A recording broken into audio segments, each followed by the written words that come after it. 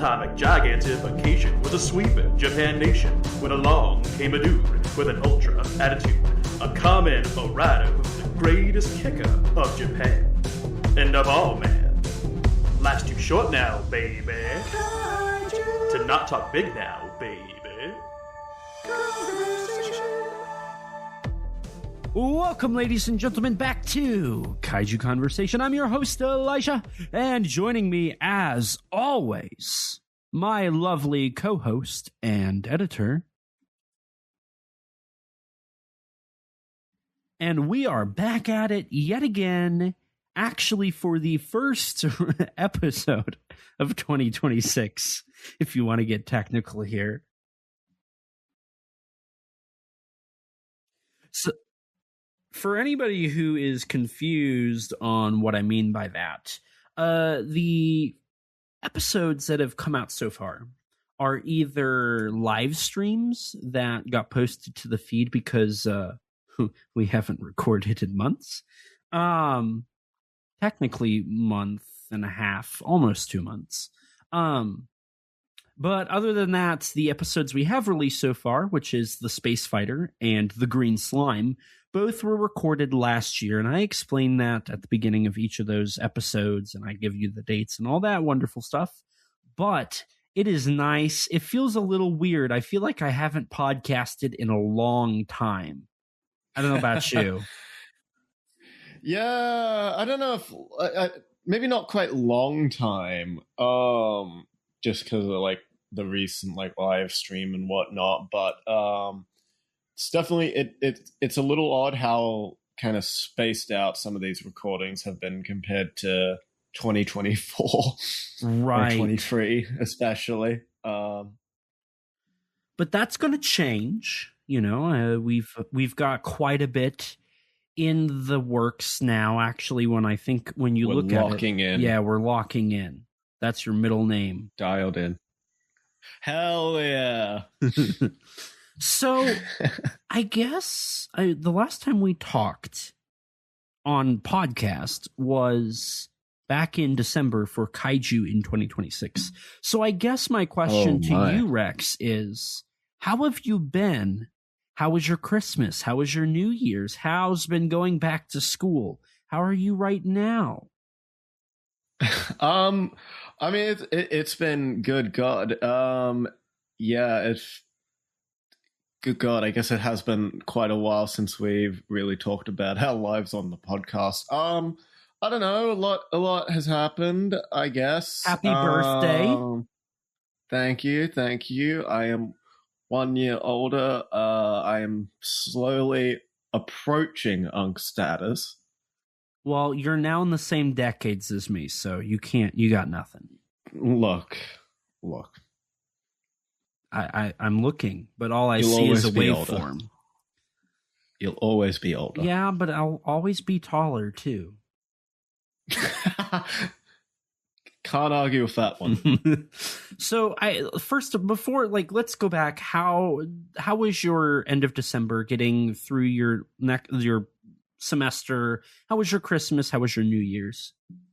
Well, last time we recorded, I had finished up the semester. Really, all I was doing at that point in time was just some random assorted projects. Like I worked on some live broadcasts for my university, which I think I mentioned. Yeah, we had a whole section. Because I was like, I don't know, like, you keep saying you're doing stuff, but I don't know what you're doing. So break it down now. And you did, which was really awesome. You know, it's really good to see all the work you've been doing. Yeah, and that was a very fun period of time. Yeah, I feel things kind of slowed down a bit after that immediately, obviously because of Christmas and whatnot.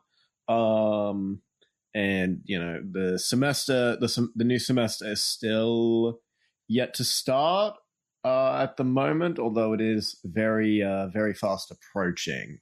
So yeah, getting close to start, and if certain things I'll probably bring up in a minute go through, then could potentially be getting back into it even a little bit sooner. But yeah. How was your, so if you just finished the semester, then let's hear about Christmas and New Year's and your birthday, because those are all like within a week of each other, pretty much. Yeah, pretty much. Yeah, that was an interesting period of time, not in a bad way necessarily, but a lot of clubs. Yeah, Chris. Actually, not really a lot of clubbing, just a lot of partying though. Clubbing was last week. This previous weekend. But no, yeah, had spent Christmas with the family, which was nice but simple. You know what I mean? Nothing too crazy. In a very cramped house that had no aircon in blazing heat. I love summer, so that part was really cool, especially. And then New Year was obviously right around the corner. Had a fun party, went on, and then kind of went on a bit of a bender. Had the worst. Had the absolute worst hangover of my life. I spent basically a whole day going between the chair and hovering over the toilet, but I never managed to vomit, which made it even worse. Yeah, it was horrible. It was misery. It was like I was always like, it was like I was on the edge of vomiting, but I just couldn't. I just could not vomit. So that sucked, but my birthday came around. That was fun. Had my party the weekend after that. I wasn't invited. Look, man, if you were in Australia at the time, like you could have come. Why didn't you book flight? Why didn't I book flight? That's English. Just book flight, bro. Me no fly. Very sad. Yeah, no, that was wild. That was interesting. It would have been so good if you could have come though, because it was like the merging of like 4 different friend groups. It was wild. It was wild to see. It was like a big crossover. And now you have a super group. Yeah, I mean, some of the people I think actually quite got along. Some, I don't know if all of them necessarily quite got along with each other, but I don't know. There were no arguments, at least. Nothing bad happened. Was this more of outside of one of my friends getting like super, like damn near getting alcohol poisoning, wasted because he was a buffoon. Yeah. So is this more of a Marvel's The Avengers or an Age of Ultron, an Infinity War, Endgame? Where are we at? I'd say it was like an Infinity War type deal. You know what I mean? You lost at the end? No, well, we didn't lose, but there was just so many different people that, like, you know, had just never really crossed paths before, and from different like sort of like areas of my life, like high school friends, uni friends, and then like people who I've met from like other people in my life. You know what I mean? Mm-hmm. I would have been the oddball. So it was quite interesting. They'd be like, "What is your accent?" That would have been the fun part. Yeah, they would be like, "You don't speak right. What happened?" I'm gonna say, "I'm from America," and they'd say, "Do you have a gun?" And I'd say, "No, I'm scared." I mean, like, maybe a third of the people there weren't even Australian, dog. Well, yeah, okay, then maybe I'm perfectly then. I'm glad you're very open-minded to diversity. Thank you for selecting your group to be diverse. Thanks. Yeah, no, that was a lot of fun. I got into the perfect drunk state of being like tipsy, feeling absolutely no hangover. We did. I did call you at a certain point. Yeah, you were kind of. I called you like while I was dealing with the wasted dude. Yeah, That was funny. Just don't share the photos you got during that, because they're not flattering. Sorry to break it to you, man, but no. Oh my god, sorry. I interpreted the way you said that so differently. What? Sorry. I thought you were saying something else. I thought you were saying something else. That was crazy. What? How can you interpret? Don't worry about it, honestly. Oh my God. Don't worry. Don't worry. I got a girlfriend. I'm sorry. Even with your hair, it's not going to work out. Now that is certainly a reference to something. So after your birthday, how did we're looking the first week of January. We got about 3 weeks to catch up on. So let's kind of get the deep dive into that real quick. Oh God, what happened after that? I don't remember, to be honest. You at least did a live stream. That is very true. I don't know. January is like I don't know. There wasn't a lot in terms of like filming stuff and whatnot, but what there was a lot of is like December and January are kind of like a hub of like birthdays in my friend group. Even more than I necessarily realized. Like some new friends who like I've only met like over these past like few months. It's like, oh wow, your birthday is in January. What the hell? That's crazy. So yeah. It's been like a lot of birthday celebrations and whatnot. Well, that's exciting. So birthdays, holidays, and the live stream. Do you want to? Was there any? It was your second live stream ever. How did that go? It was cool. It was fun. We talked a lot of news. I don't know, nothing too crazy, I don't think. Fair enough. Is there anything else that occurred? You hinted towards something that recently happened. I don't know if you want to talk about that yet or not. I'll talk. I might talk a little bit about it. Yeah, I don't know. I mean, this week like had quite a busy week in general with like obviously another friend's birthday party and then also going to a concert with that same friend and whatnot, which was a lot of fun. But then also this past week, because for my course that I'm doing, I need to do at least one, if not two, internships to complete my course. And so I've been like building like I've been like making like a small like portfolio, like show reel and like creating an actual CV and whatnot for film. And shockingly, I actually got a response from from a company and had an actual interview for one today, which was crazy. That's exciting. Yeah. It seemed to have gone well, so yeah. So here's hoping. Do you have any idea what that might be? Well, it'd be a camera gig mainly. I'd be a assistant camera for that company. It's funny because their name, I'm not going to say their name, but their name is very similar to a very big movie studio. Well, maybe it secretly is, and you'll become the next Spielberg. Who knows? Wouldn't that be crazy? Yeah, I'll make the next Jaws at what, 24? Jaws 36. He was 36, damn. Oh no, I thought you meant like the next Jaws movie.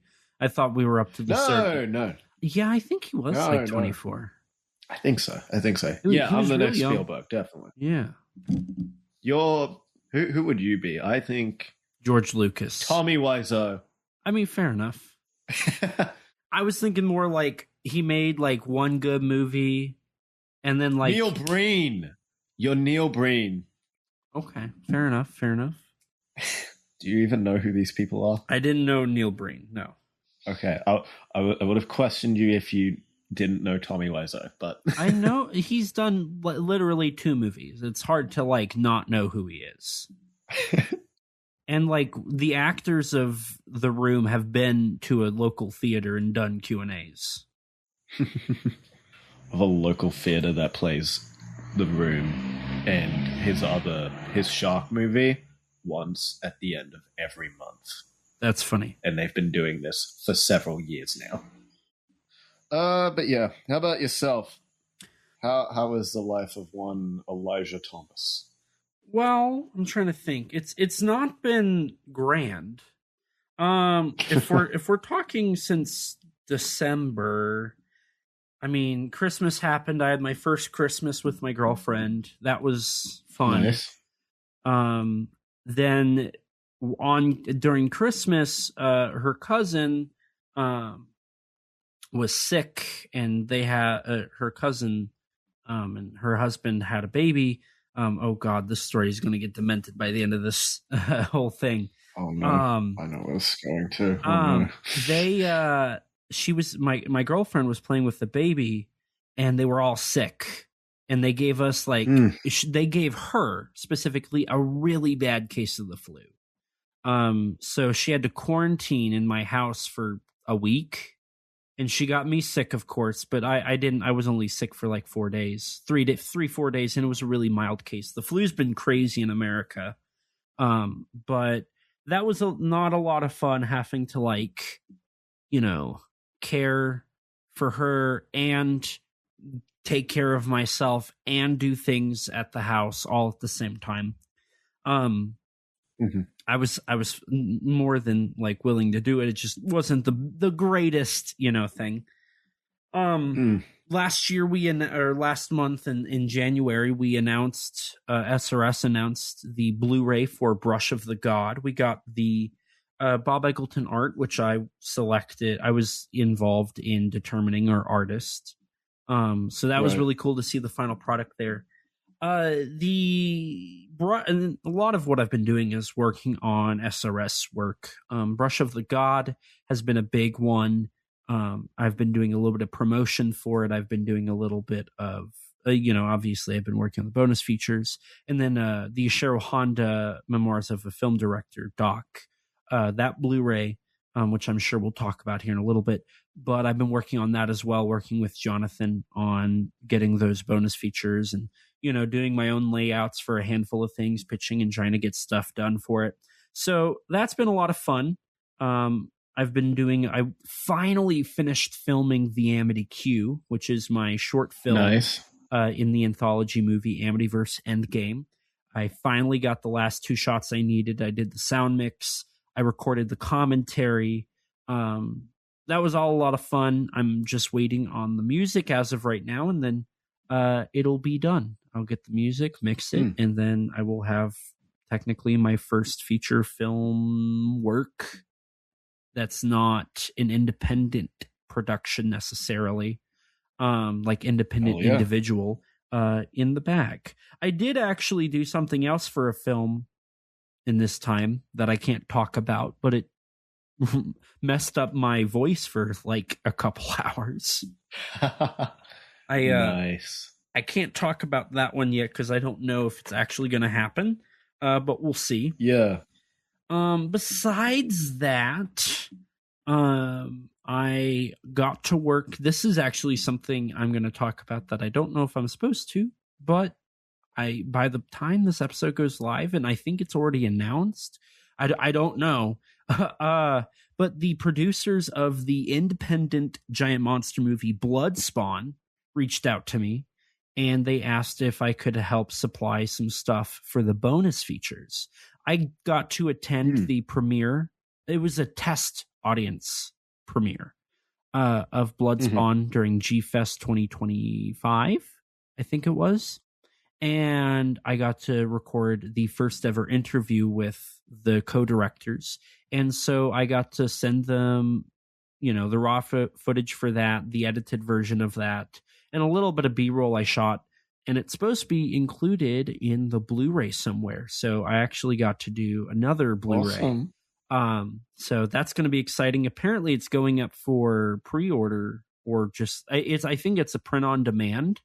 I don't know. But it should be going live any time. So that's pretty exciting. I'm really, really excited to have a little bit more bonus feature work under my belt. Yeah. which actually awesome. transitions into something that I've been itching to talk about for literally months. For real. I finally can say that I was commissioned by Umbrella Entertainment to do an audio commentary on the 2000 film Uzumaki by director Higuchinsky. That was really cool. I loved doing that. I got to work with Toei. And then I can't dive too deep into it, but after it was announced, Higuchinsky reached out to me, which was insane. He messaged me, and we've been talking through email, which is really, really cool. Definitely didn't expect that to happen. I worked on something that Junji Ito worked on. Which is crazy. Yeah. We finally got you to read some Junji Ito. Yeah, so for it, and I've been waiting to talk about it, and I guess this is really where I'll kind of share a lot about it. But I did the commentary, and when I was doing the commentary, I was asked to talk about the differences between the manga and the movie. Obviously, I did not just do that. There's actually some really cool information behind the scenes on how Uzumaki is one of the first Japanese films that was allowed into South Korea, and there was reasons behind that. A lot of the stuff I did got cut. I might somehow record it, and maybe we can have it as a little fun excerpt when it actually releases, and we can post it on the feed or something.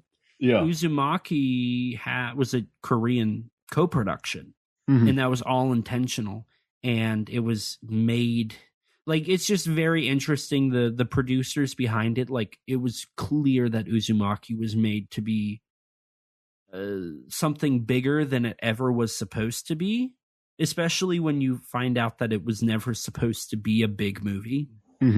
So that was a lot of fun. Getting to read. I read the Uzumaki manga, and then I also read, I want to say, about a quarter of Tomie. I have not finished Tomie, and I actually ended up watching the Tomie movie, the 1998 one. So nice. I got a little bit of Tomie in me as well. That was a lot of fun. During all of this, it's just, I was juggling that, and I think it was the Dennis Chaos Blu-ray at the same time. So really fun stuff. At this point, between quite literally when I was commissioned for Uzumaki, I was doing Dennis Chaos at the time, and Visual Bandits, Wake Up the Death Treasure as well, and then Brush of the God, the Honda Doc, and the Bloodspawn Blu-ray, all in this same time frame, on top of the little bit of film work I did for an upcoming film. It's been insane. Yeah, that was crazy. That was crazy. And that's not even counting the Amity Q. So if you want to add that, working on a feature film during all of this, it's just whew. It's been insane. A couple other things is I started a new job with SRS as well. During their in their newsletters now, there's a section called Snappy Answers to B-Movie Questions. And I get to interview filmmakers about the films they worked on. I've done 4 or 5 of them now, which is really fun. I get to talk to these guys who, they're all indie filmmakers. Really cool. It was something that's funny is man, they say you go to film school to network, but I just somehow doing these Blu-rays, I've just been able to work a little bit harder and get to, talk to these guys and learn a little bit more about how they make their stuff. And it's all been really cool. Outside of that, it's winter time, and it's been relatively okay until January. It got really quiet, or really really cold in January.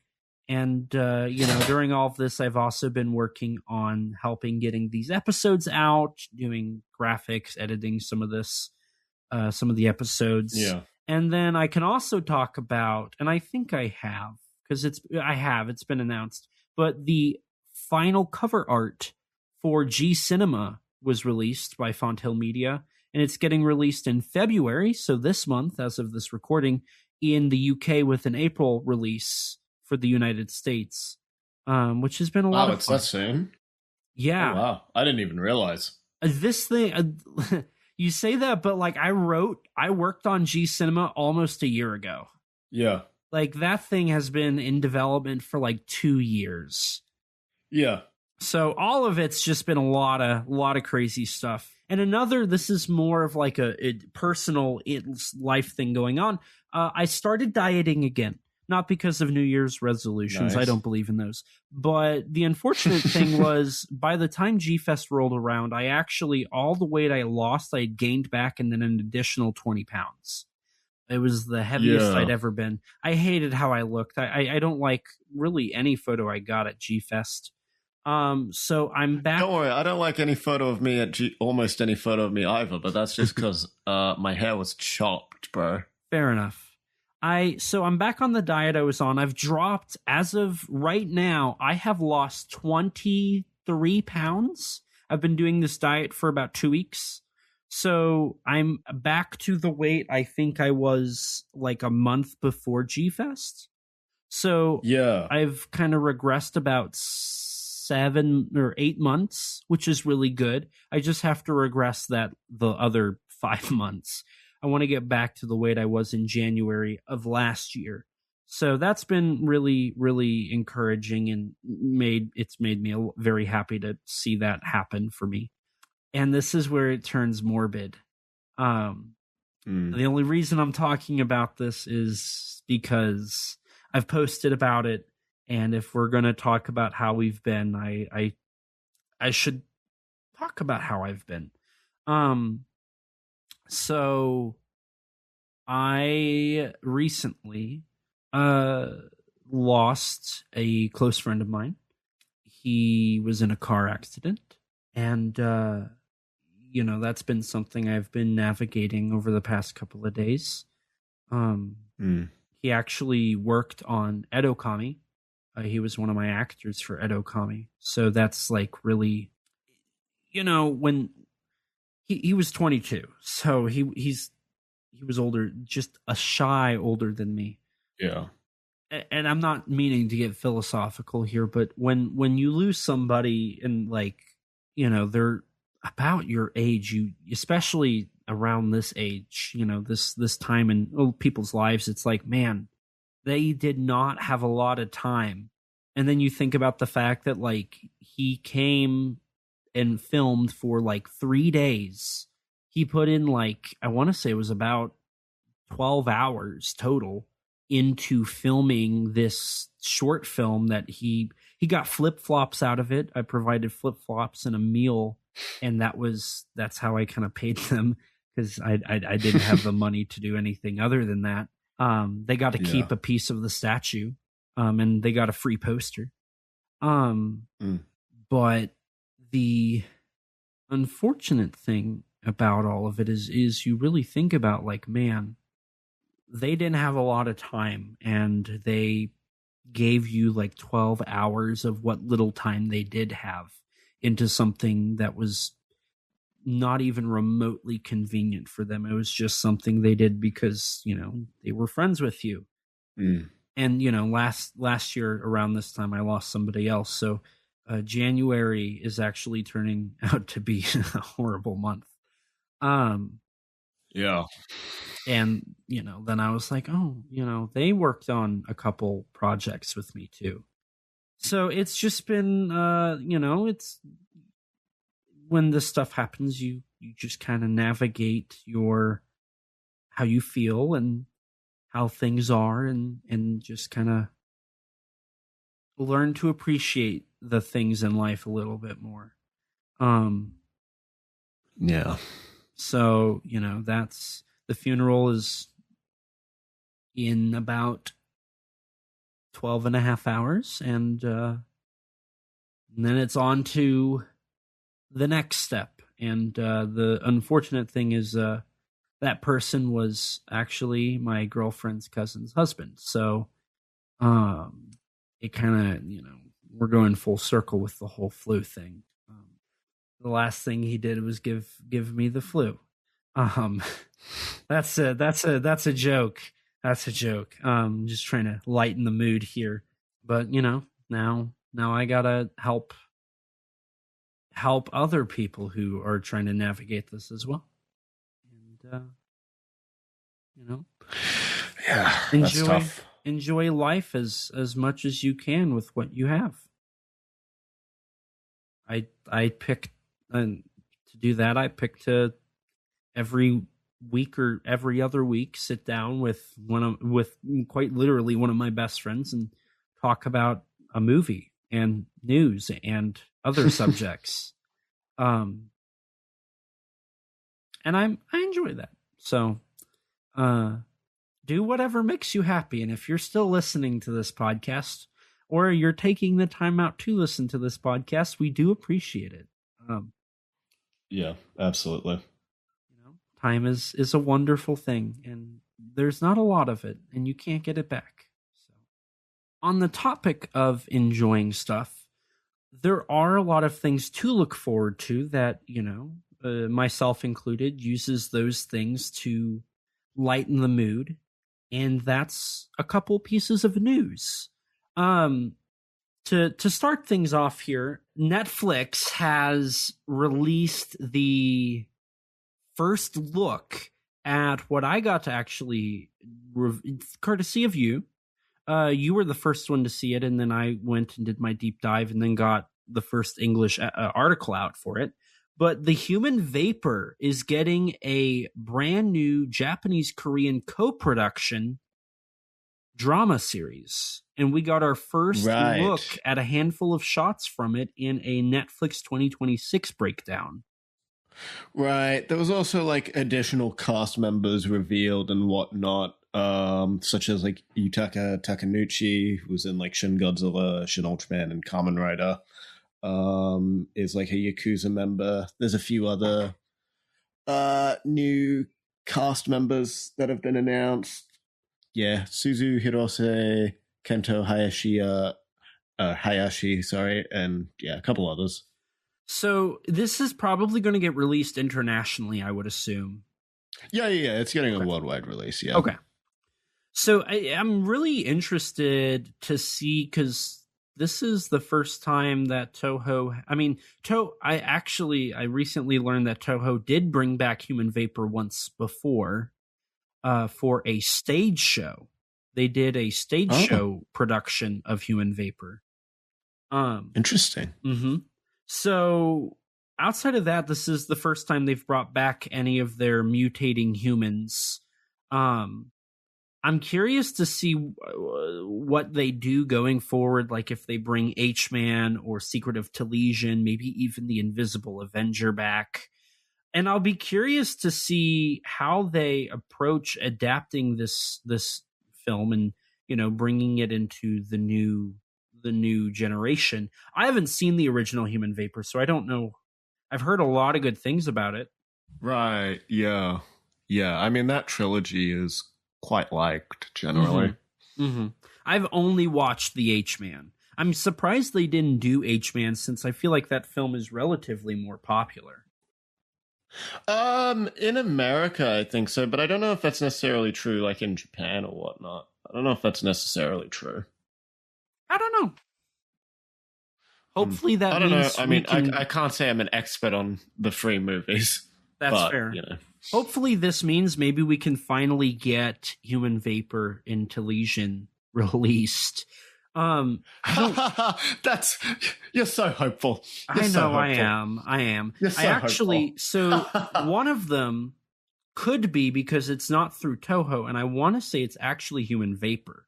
Human Vapor in the States has a perpetuity contract. It's Human Vapor, Gorath, and The Last War.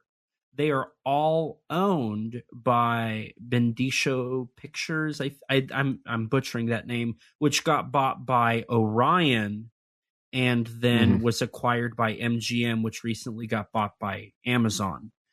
So Amazon actually owns The Last War, Gorath, and Human Vapor, and they're the ones. The only reason that they haven't been released, from what I've heard, is the prints they have are not good. Gorath has seen some television airtime in the past couple of years. But it's the English version where they remove Meguma, so they don't even show the kaiju in it. So, I mean, there's always something where like they could license those films and then, they work with Toho to get those prints and they have both on there. They just have to release it as the English version. I don't know.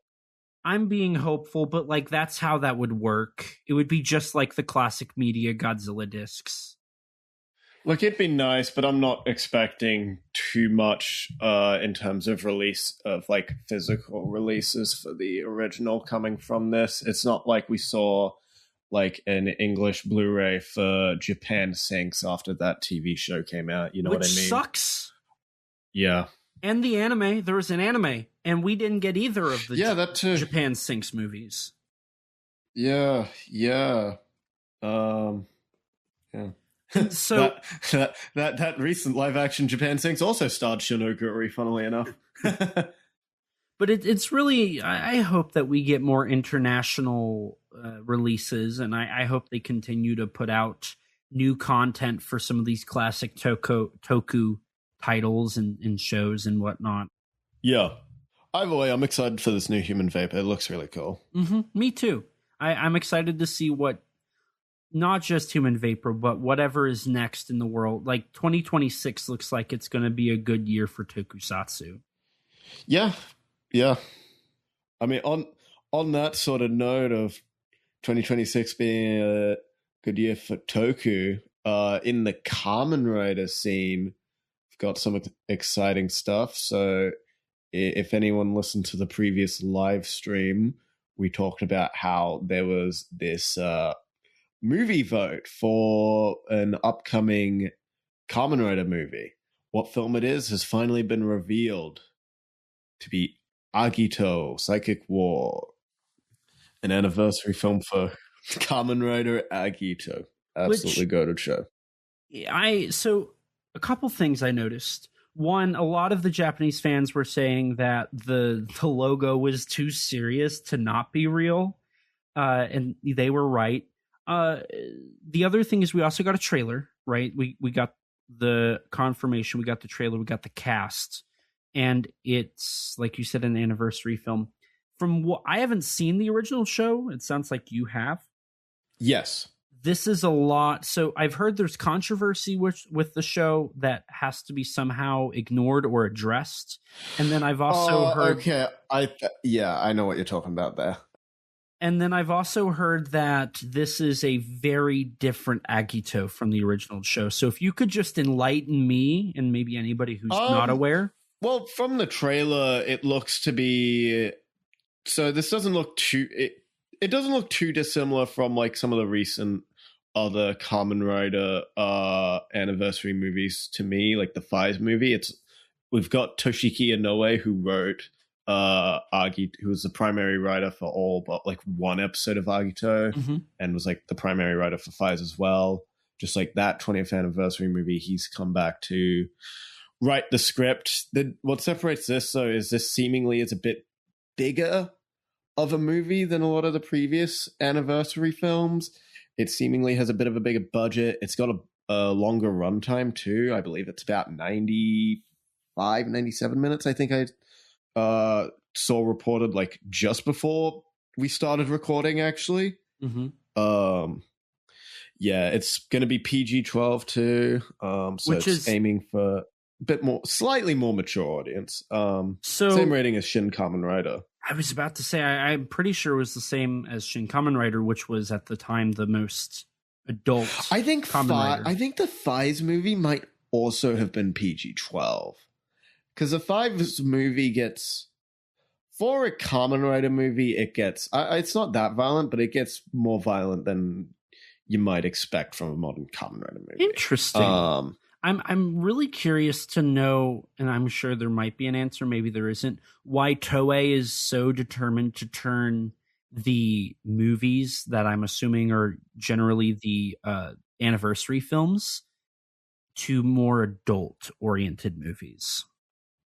I mean, the thing with like Faiz and Agito is a lot of these movies are kind of geared towards people who watch these original shows when they aired, or like shortly after.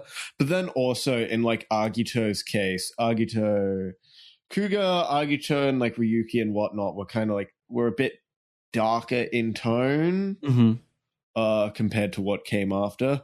Especially compared to like Heisei Phase 2 stuff in the current Reiwa Kamen Rider scene. So they're a bit more mature, they're a bit slower and whatnot. So yeah. With regards to that controversy you were talking about, you were referencing earlier, that so the poster and marketing around this movie, they've got two of the three main writers.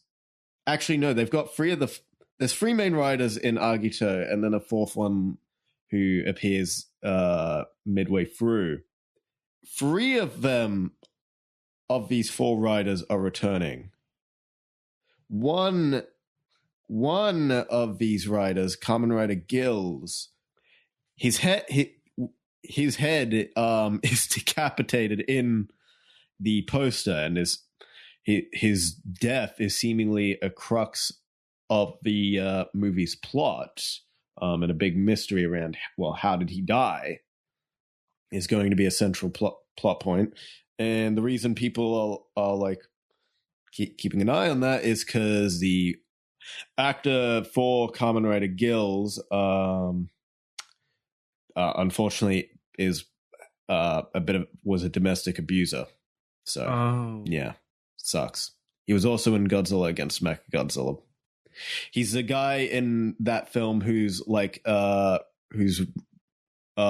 really rude to Akane. Okay, yeah. I know who you're talking about. Yeah, that guy. Yeah. Unfortunately, yeah, there was an abuse case involving him. So thankfully he's seemingly not a part of the actual cast of this movie. Seemingly. Mm-hmm.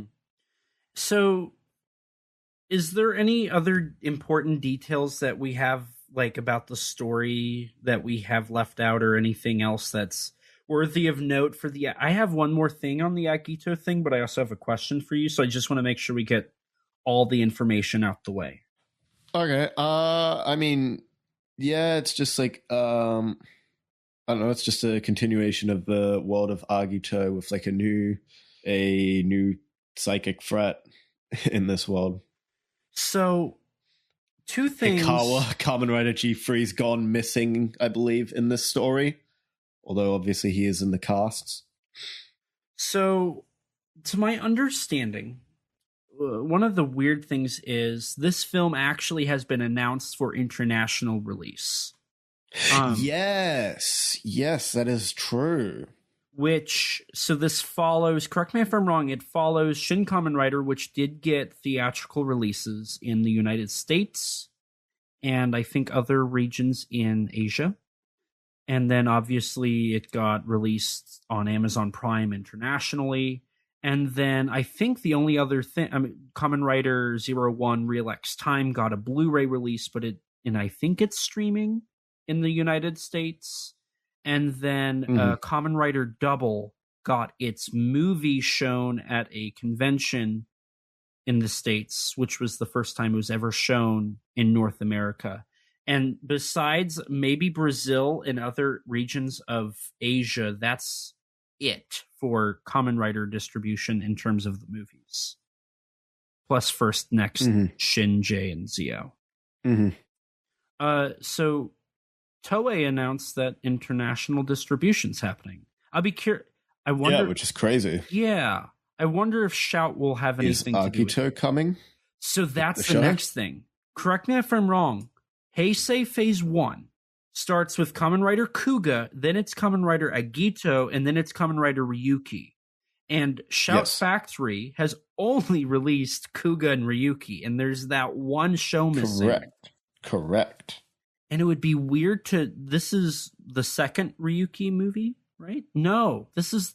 Agito didn't have a movie, right?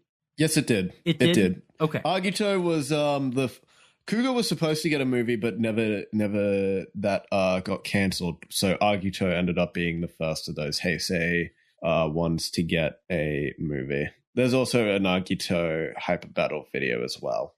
So I'm curious if they're going to do an anniversary film and release it internationally, they would have to, unless they go the Futopia route and just never. Yeah, literally. Like, we know they want double released, but they don't release it. Like, they don't work with anybody. It's so weird. I hope that they do. I own every Kamen Rider release besides what Discotex put out. Yeah. Because I can't afford to buy $500 worth of Kamen Rider Blu-rays. Yeah. That's so real. So I'll be curious to see how that goes. I think this is the first time they've announced international distribution for a Rider movie out the gate. Right. Yeah.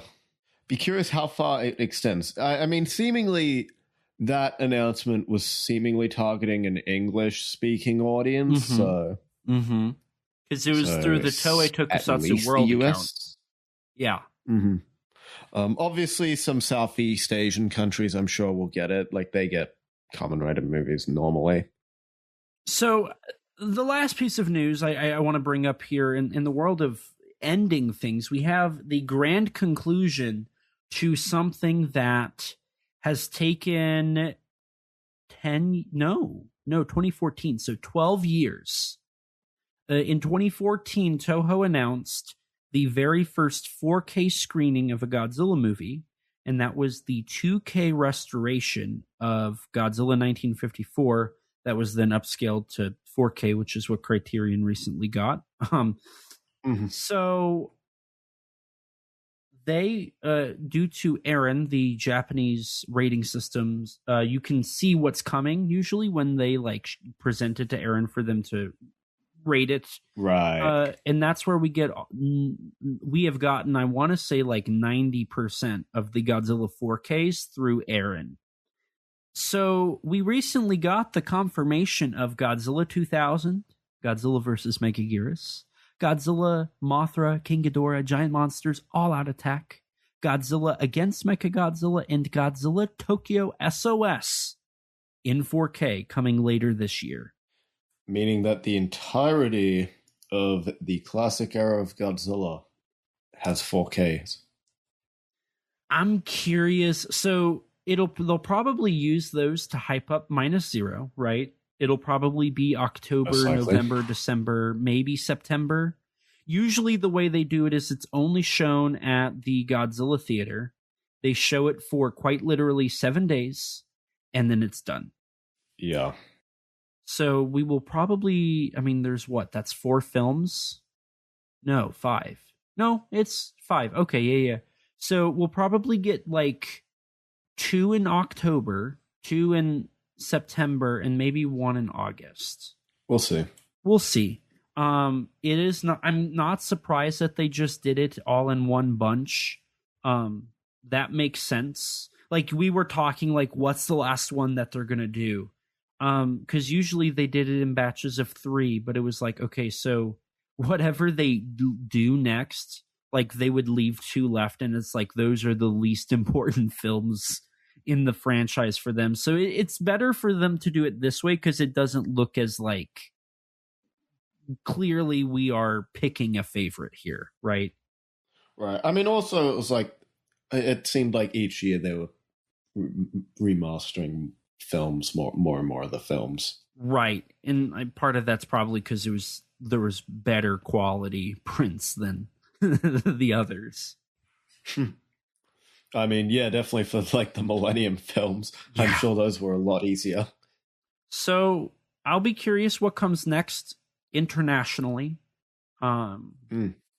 Whether it's, typically it's a release that Toho's already put out on disc that's been out for a year. So they could do 84, they could do Hedorah, they could do, Destroy All Monsters, I think Ghidorah. Yes. Ghidorah, Astro Monster, Mothra versus King Kong.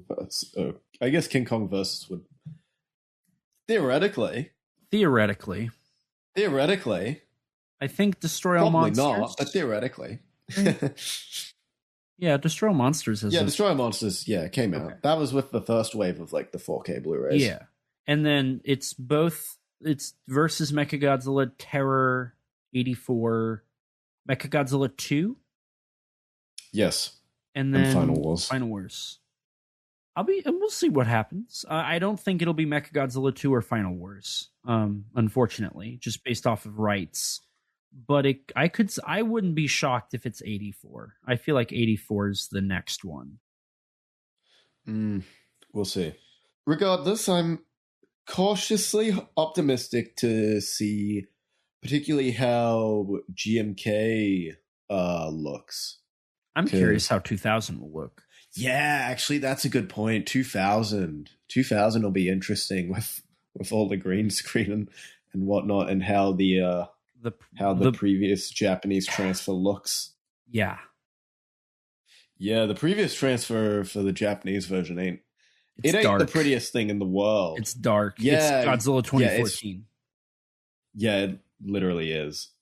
Yeah, so that's a good point. Hopeful that one looks good. And all GMK, the digital, like you said, the CG, and honestly, just the digital compositing in that film in general. Right. Yeah, I'm curious how that'll look in 4K. Mm-hmm. I can't wait to see GMK CG in 4K. Oh, boy. To be fair, some of it looks really good. Mm-hmm. Some of it really does not. We'll see. But yeah, that means everything except for literally just the anime trilogy. Every Godzilla movie will now have a 4K release. I'll be curious. I'm sure they'll announce some 4K releases, like in terms of physical, at Godzilla Day this year. Probably. Because that's basically what's next is what's the date for, the physicals. And then it'll be when's the date for the international releases. So it's kind of weird that that's where we're at now, is when do these get released on disc and when do they come into international releases? Yeah. And the sucky part is we're still at least like 3-4 years away from it at best from all of these like being available in the West on 4K. Yeah, at least 3-4 years. Yeah. So I must say, before we get any further, I do want to say you're the one who reminded me of this. So shout out to you for reminding me of this. Regardless of when they do come to disc in Japan and when they do come to disc internationally, the fact that let's be real here, the anime trilogy, it's going to be an upscale. It's going to be, they'll release it as they will do a Godzilla anime trilogy 4K box set, and it will literally just be upscaled. And it'll come out once. They might just announce that for Godzilla Day this year. Get the anime trilogy in brand new 4K upscales. Okay, but like seriously, G-Kids, please just release Blu-rays of that. Oh my god, please. So I looked into this because here's the thing. Mill Creek has the license now for Ultraman, the Netflix anime, yes, but only the first season. Seasons 2 and 3 are still Netflix exclusives. It's a 5-year deal, and then they can license it out. So by that account, 5 years after those films, Netflix released Planet of the Monsters in 2018, right? 2017. Was it 2017? Yeah. The other two films, like the last one, Planet Eater, its American release was, or I guess its Netflix release was like January 2019. Okay. So by that account, right? So the first one has been available for 4 years now. The second one was in 2018, so 5 years later, 2023, and then 2019, so 2024. But G-Kids didn't really exist until very, very recently. So, right, in terms of like Toho owning them, they've existed for a long time, but for Toho owning them and being their hub for like -0 is going to be G Kids across the board. Right. I mean, realistically, we're probably not going to see them for a while just because like they're not popular. I don't know. Well-beloved films in this franchise, unfortunately, which sucks because that means I don't see them coming out soon. But I really want them. I don't care that people don't like them. I wonder if they're just waiting for Singular Point to also be available, and then they just kind of release them. I don't know. I feel like if they were going to do that, they'd just release Singular Point on its own. You know what I mean? Singular Point is like so disconnected from the Polygon trilogy. But also, like, wouldn't you just want to get all the animated stuff out relatively quickly? I mean, maybe. I don't know. Because like, if that's the the Polygon case, trilogy's just there. If that's the case, either way, it says licensed by Netflix, March of 2021. Okay, so it came out March of 2021. So regardless, that would suggest that it would be available for licensing in like quite literally like 2 months. What, Singular Point? Yeah. And honestly, I would say that they'd probably want to do Singular Point before they would do the anime trilogy. And maybe if Singular Point did well enough, they'd do the anime. It would be a box set, right? They wouldn't release them outside of that, but yeah, I'm sure. I mean, unless they did, if it's G Kids, they could literally just port over the Japanese releases. So like just some individual Blu-rays and then like that box, that freeze pack. Was it you that I was talking to?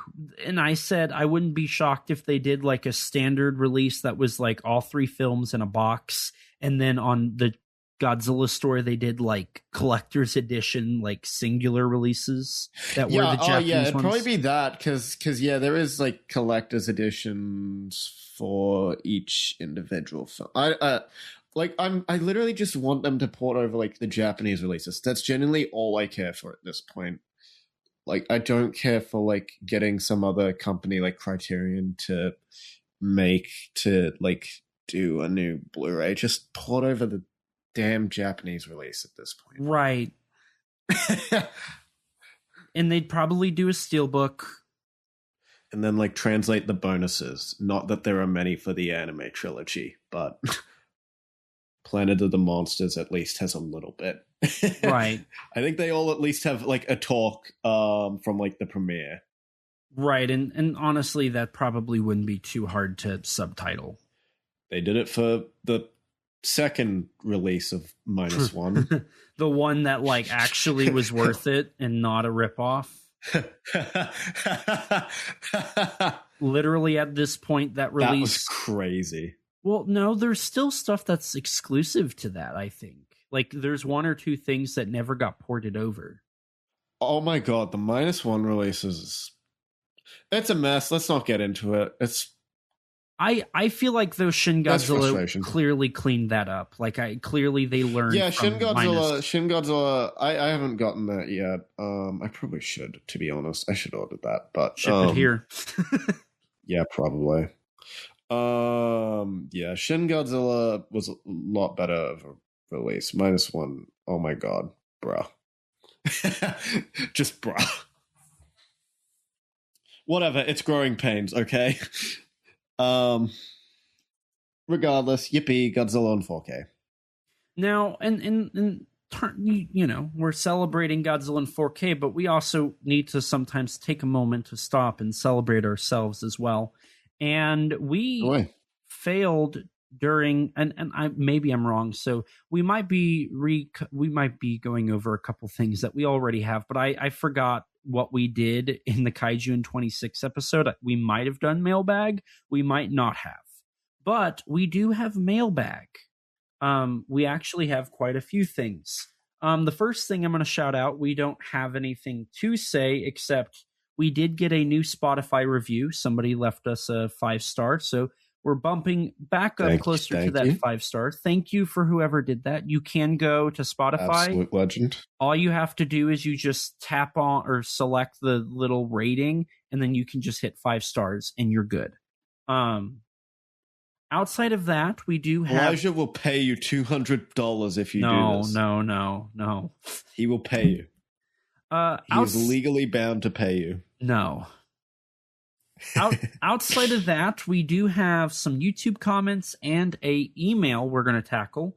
First, I'm going to go through the YouTube comments, starting with 6 months ago on our episode 116, Gamera versus Viras. Somebody said, yay, and no singular point season 2. Oh, how sad. Laughing face, laughing face, laughing face. Seriously, I won't cry. I don't watch Godzilla to be confused, which is really funny because we just talked about Singular Point. R.I.P. Singular Point. And that was from Mr. Matty Man. Moving on, Monster Conversation Harryhausen Annual Number 4, The Valley of Gwanji, 1969. From 3 months ago, Queen Glamazon 8789. I loved The Valley of Gwanji, one of my favorite movies. It's pretty fun. Rex, have you watched it? I don't know if you have. Yes. Okay. I love Gwanji. You do? Yeah, I love that movie. You're the Jurassic guy here. Wasn't Gwanji one of the films that Spielberg drew from for Lost World? I think so. But yeah, no, I saw The Valley of Gwanji like for the first time like 5 years ago, I want to say, something like that. And yeah, no, I absolutely adored it. Like I'd known about that film since I was a child. But no, I absolutely adored it. Good. Minus some of the misogyny. Right. Yeah. Some movies don't age well. We also have another YouTube comment from Nick P. This was only 8 days ago as of this recording for bonus episode 16, Down to Hell, 1997 plus versus side stories. He said, the beginning reminded me of the Japanese movie 19. I haven't seen 19, have you? No, I am not familiar with this movie, to be honest. I'm not either, so I'm going to have to take a look at that and see what that movie is. So that's another movie that we will probably talk about eventually, like whether it's on the show or just in general.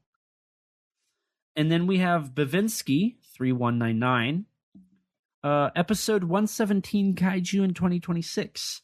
I have Leo, The Beast Below, on DVD and the Lake Blu-ray. I'm undecided as to which one I enjoyed more.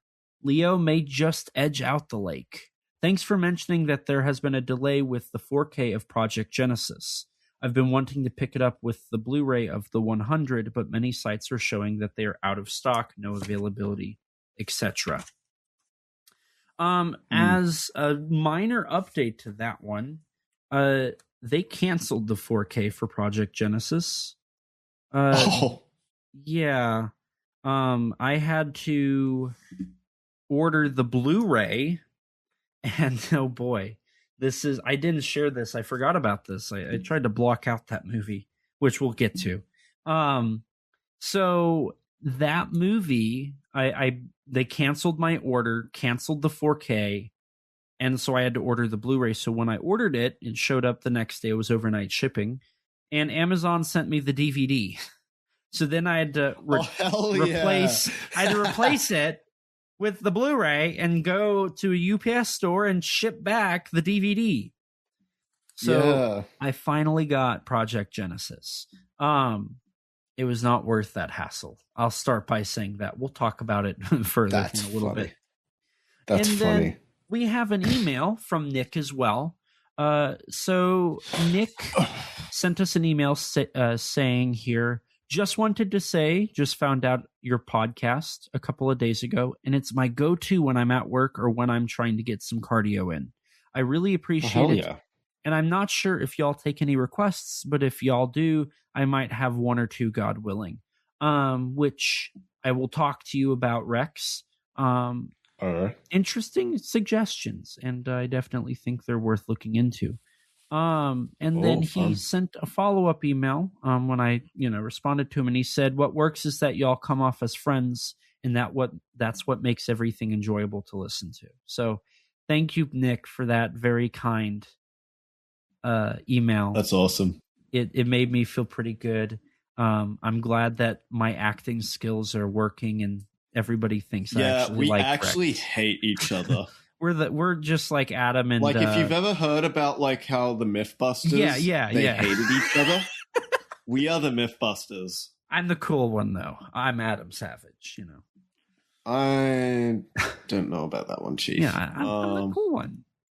You should have seen us at G-Fest. I threw him off the balcony. You're balding. No. Time to go to Turkey. No. Oh, that's funny. So yeah, that's we got those mailbags. You can send in your own, whether it's a review through Apple Podcasts, which we would greatly appreciate a couple of reviews over there. You can leave us a review on Spotify. You can comment on any episode on Spotify. You can comment on YouTube, or you can DM us. You can add us on our Discord. You can send us an email, whatever's most convenient. So that's pretty fun. With that out of the way, I think really all we have left to do here is talk about what tokusatsu we've watched. Right. So Rex, what toku have you watched since our last recording? Well, I think I've watched at least a decent little bit. I finally started getting back into Ultraman recently. Really? Yeah, so I've started watching Ultraman Ace at the moment. I'm currently 12 episodes in. So the next episode is the Ace Killer two-parter. Mm-hmm. That is a great two-parter. So I've heard.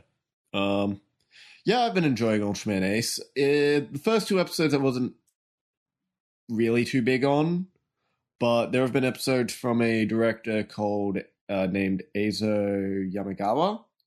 His episodes 3, 4, and I think episode 9 with the photography girl and the ninja monster. Great episodes. Really good. That classic Ultraman, love them. Rest of the show's been pretty decent though. I finally got to see the full context to Marucci getting his jaw ripped off, which is so sad. So yeah. Outside of that, show-wise, not too much. I've rewatched a couple episodes of the original Garo. Oh yeah, the new Garo show is starting up. Have you watched it? Well, so far the only episode that's out is a recap episode. That has it has a little bit of new stuff. So it's a prologue. Which yeah, I did watch that. It was kind of funny because since I haven't seen those Ryuka shows in a few years, there's some dialogue in there that I'm like, oh my god, I do not remember this happening at all. That's crazy. How did I forget this? Yeah, I'm optimistic on this new show. I hope the last show was okay. I hope it's a little better than that at least. It looks interesting since a lot of this new show looks to be on green screen, which I don't know entirely how to feel about, but we'll see. At least Rian is coming back. That's cool. And yeah, supposedly it might be an even shorter show than the last one though, because the last one, Haganeo, was 12 episodes. Supposedly this one might be 8. That's not wonderful. Yeah, I don't know if that's actually true. But that's what I was hearing anyways. So I'm hopeful it's 12 episodes, but we'll see. Yeah. Outside of that, I watched with the recent Human Vapor news, I watched Secret of the Telegen, which was fun. That was pretty good. Is that Fukuda? Yes, okay. It is. Okay. I actually had forgotten it was Fukuda until I watched it. I thought it was a Honda movie, to be honest. Yeah, no, that was pretty good. Pretty decently engaging film. Some very nice production design and some beautiful cinematography throughout. Some really creative camera work at certain points for like the Toho stuff. Yeah, it was pretty good. So I'll probably watch Human Vapor here in a few weeks, since that show comes out soon. Mm-hmm. Outside of that, I also watched Kaidan, the Hideo Nakata film that is a remake of I forget what the original story is called, but it's a remake of a movie, Ghost of Kasane. A story that has been remade like several times. Mm-hmm. One of which was like the last film that Daiei did before Daiei-ing, you could say. Oh my god! Yeah, I'm hilarious. I'm really funny. You're talking about the 1970 one? I think so. Yeah, I think that's it. That came out. I thought Jiger and Zegra were still. Yeah. If it was 1970, then yeah, I guess maybe it isn't. I don't know. That's what I read, anyways. So maybe that's wrong. Regardless, yeah, Kaidan was pretty decent. It was a decent story. Nakata did a decent. There's some fun stuff, and it's a decent movie. Not my favorite of Nakata's films or anything, but it's pretty important. Cool. It's important to note that Nobuo Nakagawa did one in 1957, and then Kimiyoshi Yasuda, who worked on, I want to say, both Daimajin and the Yokai trilogy. And Zatoichi. He did two of them for Daiei. He did one in 1960 and one in 1970. Right. Yeah. I enjoyed that. There's some beautiful music from Kenji Kawai in it. And then lastly, this isn't really a Toku film necessarily, but I watched a Nobuhiko Obayashi movie. Okay. Yeah. So previously I've only seen his film House. Mm-hmm. Now I've seen his, I think, second most famous movie, his Motorbike Her Island. Okay. I cried. Really? Yeah, I cried at several points. Not gonna lie, it legitimately got me to tear up. It was a beautiful film. I haven't bought that one, but I do own Classroom School in the Crosshairs. Is that what it is? Yeah. I do own that one, and I did pre-order The Girl Who Left Through Time. So I'm just waiting on both of those. I have Crosshairs. I'm waiting on Girl Who Left Through Time. I really need to actually watch it. It's just been sitting on my shelf. What's that one movie of his that has like Godzilla in it? Technically, Star Gods. No, the one that has like the matte painting of him of the show of Godzilla for some reason. Adventures of Kosuke Kindaichi. Okay, I don't know. I don't know if I remember that one.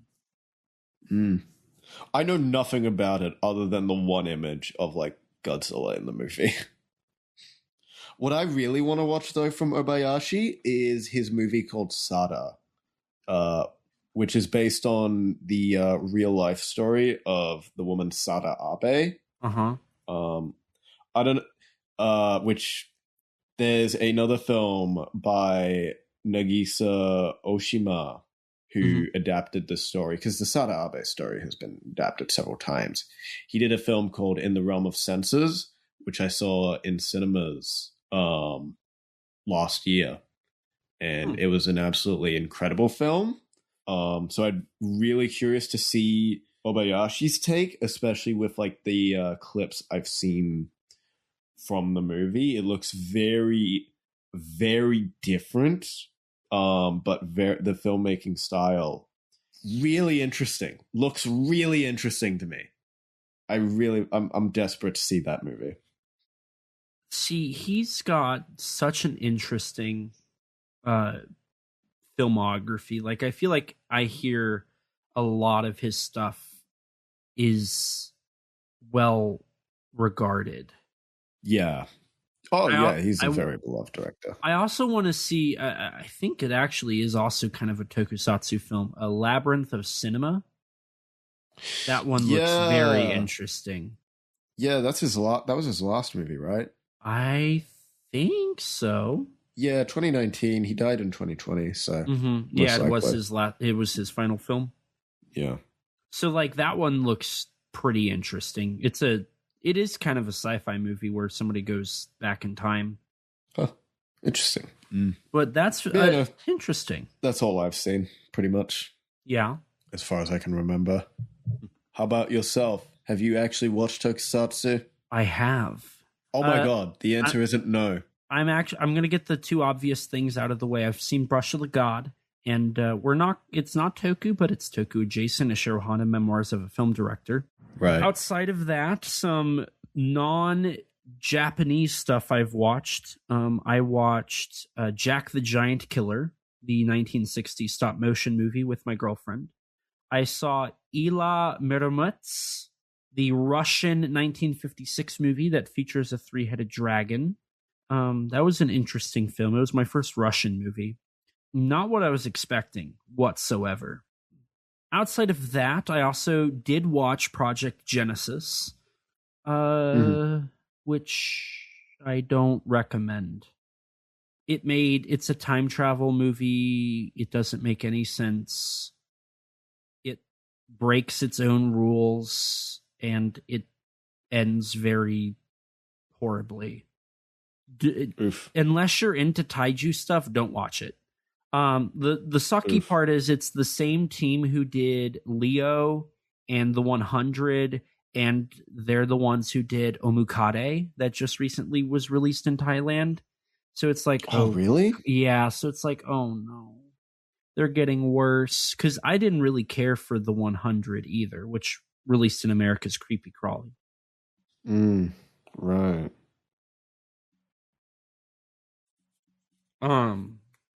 So, I don't recommend that. Hold on one second. I just found out I was bleeding and I was touching my face. I need to make sure I don't have blood on my face because I'm bleeding a lot. I don't know if I got it in my hand. Did you cut yourself? I can't really tell. It looks like I did. Yeah. God damn. My hand is almost all red. Got a napkin here. Outside of that, I did another movie. It's actually a new movie I saw, which has a giant monster in it, is Iron Lung. Directed by YouTube superstar Markiplier. I'm surprised you don't know. Do you know my thoughts? I saw that you weren't the biggest fan of it. Yeah. So my honest review, bear in mind, I've watched Markiplier for like basically a decade at this point. I've seen both Iron Lung videos. My short and sweet review is the film has some interesting ideas that it feels undeveloped, and maybe a more experienced filmmaker would have been able to create.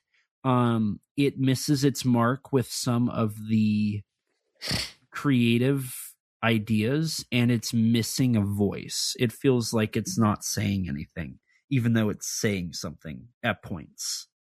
There's a lot of ideas they could have tackled. It could have been representative closer to stuff going on in society, but all of those metaphors are swept under the rug to just adapt a game in which the whole premise of the game is you're in a submarine going to points, taking pictures, and you're done.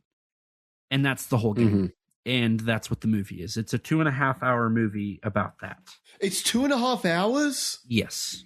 I think it's actually 2 hours and 20 minutes. No wonder people are saying it's so long. Oh my god. I didn't know it was that long. 2 hours and 7 minutes. I'm sorry. It felt like 2.5. Like it feels like there's an additional 2 hour 20 minutes in there. My biggest thing that I don't love, like that I noticed initially, is this is kind of a spoiler, but not really. The opening has some narration. I couldn't tell what I was hearing.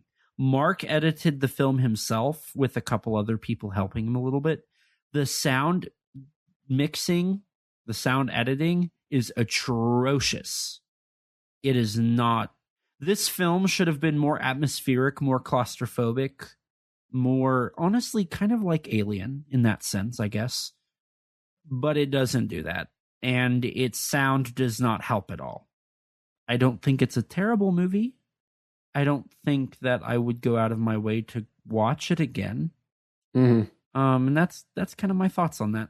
Outside of that, a kaiju film, kaiju in air quotes, it's not Japanese. I recently watched a short film called Kaiju Kid. It was shown at G-Fest, and it just got released to streaming. It's about this. Oh. It's cute. It's the stop motion animation short film. It's like 9 minutes.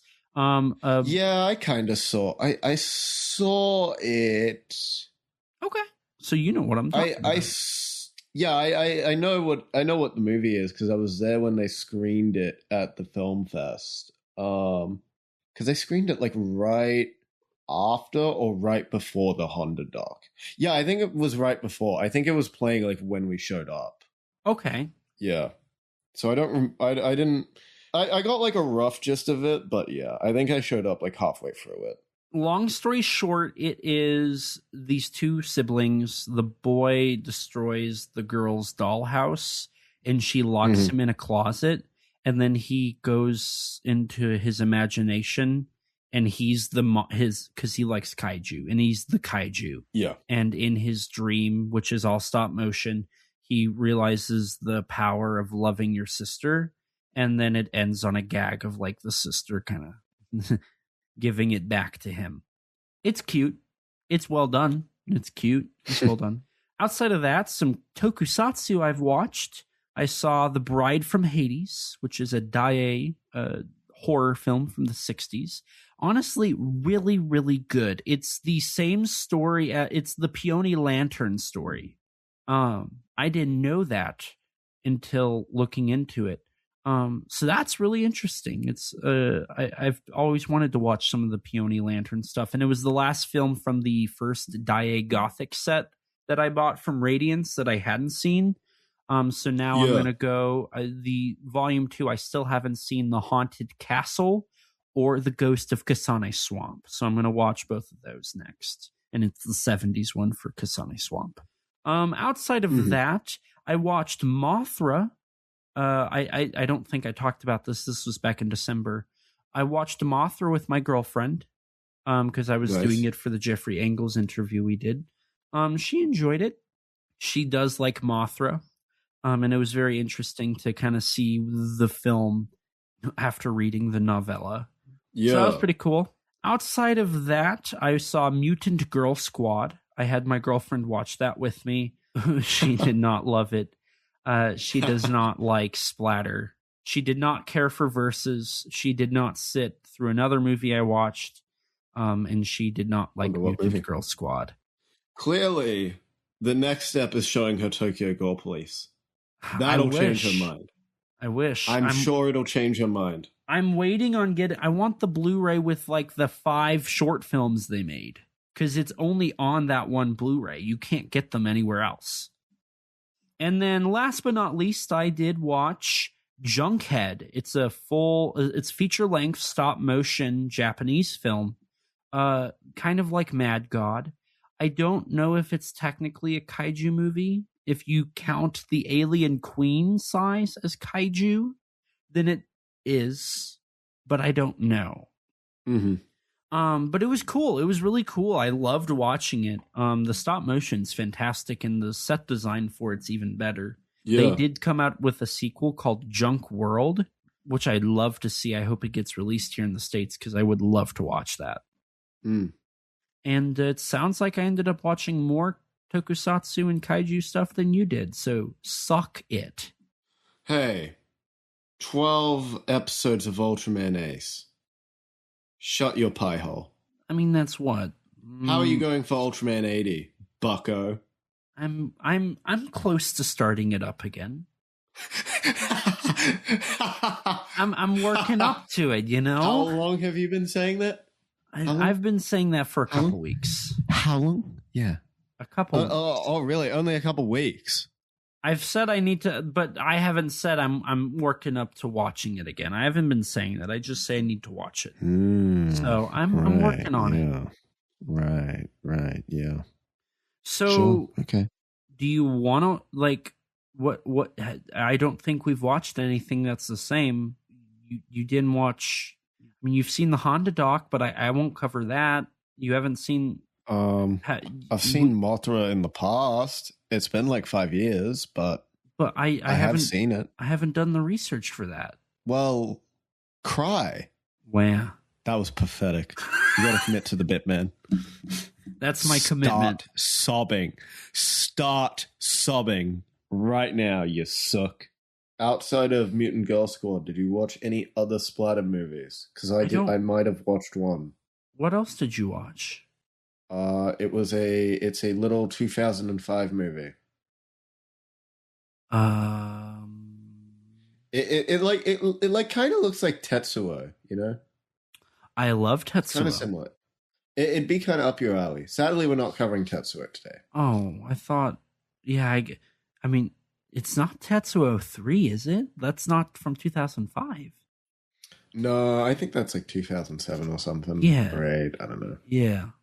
I've never watched Tetsuo 3. I've heard it's not very good. You're not. I mean, I've heard, yeah. 9-Finger Death, 9-Inch Nails. 9-Inch Nails did the music for it. Wait, really? Yeah, they have a Tetsuo song. That's kind of awesome. I can't lie. I think it's 9-Inch Nails. That's kind of awesome if true. Damn. First Tetsuo, then Tron. Yeah, theme from Tetsuo the Bullet Man by 9-Inch Nails. It's a 6-minute song. Did you know that they worked with David Lynch once? I can't believe it! Yeah, they're in Twin Peaks. They get a whole 10-minute song in Twin Peaks. It's awesome. But can you believe it? This bitch is going on for a lot longer. The weather outside is frightful. And I don't know. It's gonna be sunny by the time we finish this bit. I don't know what we're talking about. So can you tell me what we're talking about, Rex? Why, yes, Mr. Lynch, I can. Rest in peace. We're gonna My God. We're gonna give him a tribute every episode. Look, it's David Lynch, man. Maybe I should just stay with the bit that I haven't actually watched anything but Dune. I hate you so much. I'm going to strap you to a chair. I'm going to strap you to a chair like in A Clockwork Orange. Force your eyes wide open. A what? And then Clockwork Orange? What? Okay, I don't know. you messed up. I'm not going to question you at this point. I'm gonna strap you to a chair and force you to watch Eraserhead and then all of Twin Peaks. Then Fire Walk with Me. I kind of want to watch Elephant Man. Twin Peaks: The Return. Elephant Man's good too. Yeah. Blue Velvet, Elephant Man, and Eraserhead are 3 that I really would like to check out. I hate that Twin Peaks is not on that list because the TV show is a little harder for me to commit to. I have commitment issues for a long time. Trust Twin Peaks. Anyone that gets into it swears by it. Maybe Mulholland Drive. I need to rewatch that. But if I did watch it, then I would have a reason to actually tribute him and not just do it because I just have respect for the man. I'm forcing you to watch the Twin Peaks pilot one day. You don't get a choice. I need to watch. On the topic of Tetsuo, Eraserhead is absolutely a film I need to watch. Yeah, that's a must-watch for you, genuinely. That is a must-watch. I have the 4K. Yeah, watch it, please. Anyways, on the topic Mr. of Tetsuo Lynch. And Lynch and all that. Yes, Mr. Lynch. Today we are covering Meatball Machine. Oh! Specifically, the 2005 Meatball Machine. Which, should we? First of all, yes, can you believe it? We're talking about Meatball Machine. No way. So should we just start where this film's birth came from?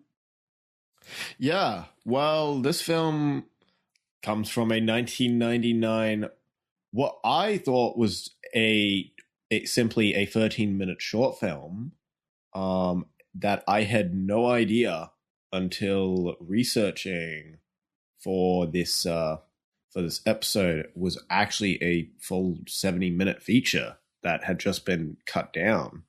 So I've been seeing 60 minutes. I don't know. Japanese sources have said 60 minutes. I'm pretty sure the 60-minute figure is excluding the credits. Okay. I'm pretty sure that's why they say 60 minutes, or like 62 is what the director said in an interview I saw. Okay, that makes sense. Yeah. So that film was, and so the director, Junichi Yamamoto, I'm just getting his name out there right off the bat. He made this independent film on the budget of, I believe it was 2 million yen. Yeah. According to Yuda Yamaguchi, at least. Yeah. Which, according to Yamaguchi, he also... I've seen reports that he actually worked on the film, and I've seen reports that he just saw it. So I'm not sure which is which. I'm pretty sure it's just he saw it. I'm pretty sure it's just he saw it because he was friends with Yamamoto because they both worked at the same video store for about like 10 years. But it also would make sense if he worked on it because that was right before Versus, and he worked on Versus, which was an indie title too. As far as I understand it, he did not work on the original though. As far as I'm aware. I've seen a little bit of both. I don't know. Now it's Baron. So the original Meatball Machine was shot on 8mm, right? Makes sense. Mm-hmm. And it's the second work of Yamamoto, director Yamamoto. The first one he did was a film called Linga Mania. Mania, which is I think it's a 40-minute short film. I want to talk about something interesting about that and Meatball Machine that leads into stuff. So I guess before we need to do that, let's kind of jump into where Meatball Machine and Linga and the 05 movie and even Versus kind of came from. I'm really happy you brought up Tetsuo earlier, and we kind of talked a little bit about this before the podcast, but this is an interesting thing. So Yamamoto is very open about how he loved Tetsuo the Iron Man, and he was inspired by Tetsuo to create Meatball Machine. Right. Did you want to go into... I mean, Meatball Machine is like the splatterpunk genre before it really got popular. It's like on the cusp. We've tackled Versus, which I would say is the beginning of the new wave of splatterpunk, but Meatball Machine feels like it was the beginning. Yeah, well, yeah. I mean, that was kind of something I was interested in when I was doing research for this film, because generally there's not... English sources especially, there's barely anything on this film, but even Japanese sources, there's not a terrible amount either.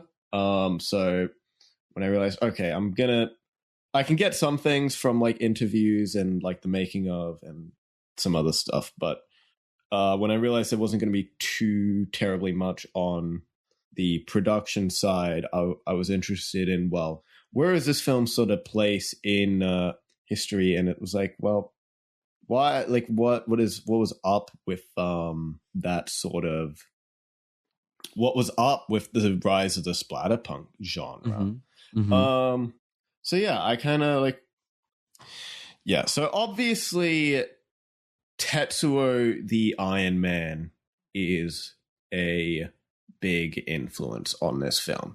That is very glaringly obvious from beginning to end, just from the visuals alone. And the designs as well. especially, yes, absolutely.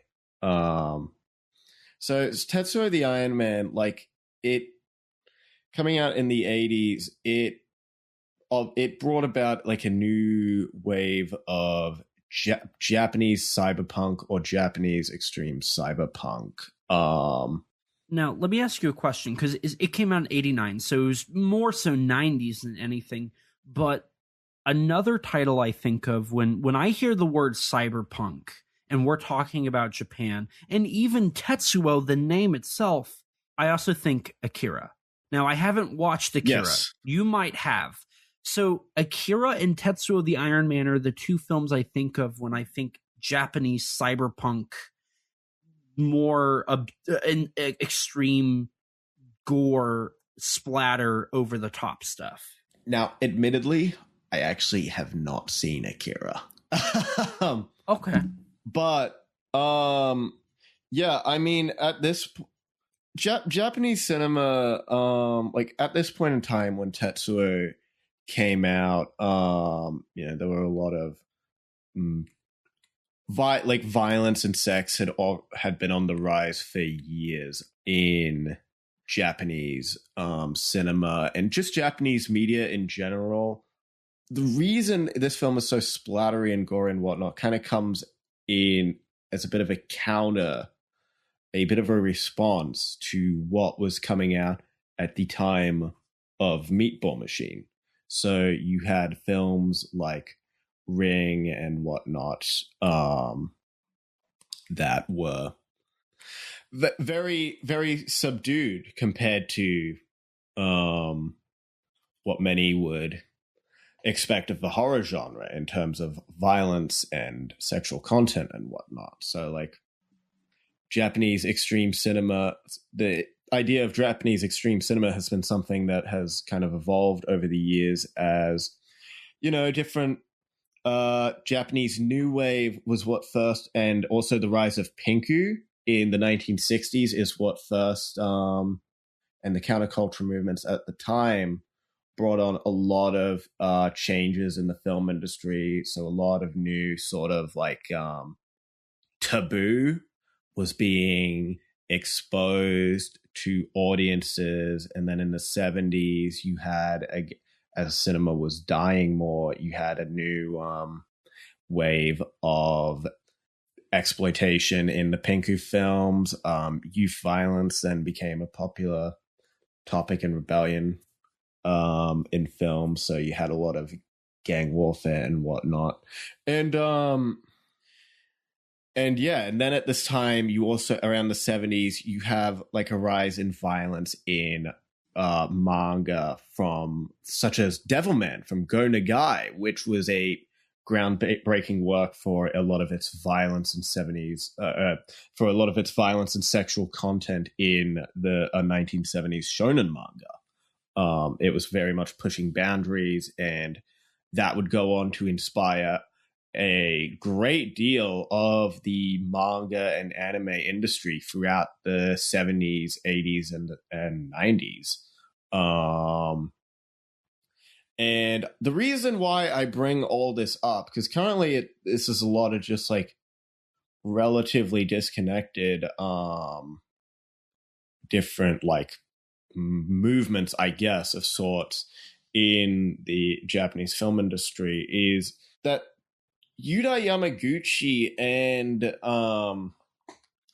Junichi Yamamoto, they were video store workers for, from what I could gather, about 10 years. They were co-workers at the same video store, and that's what made them friends.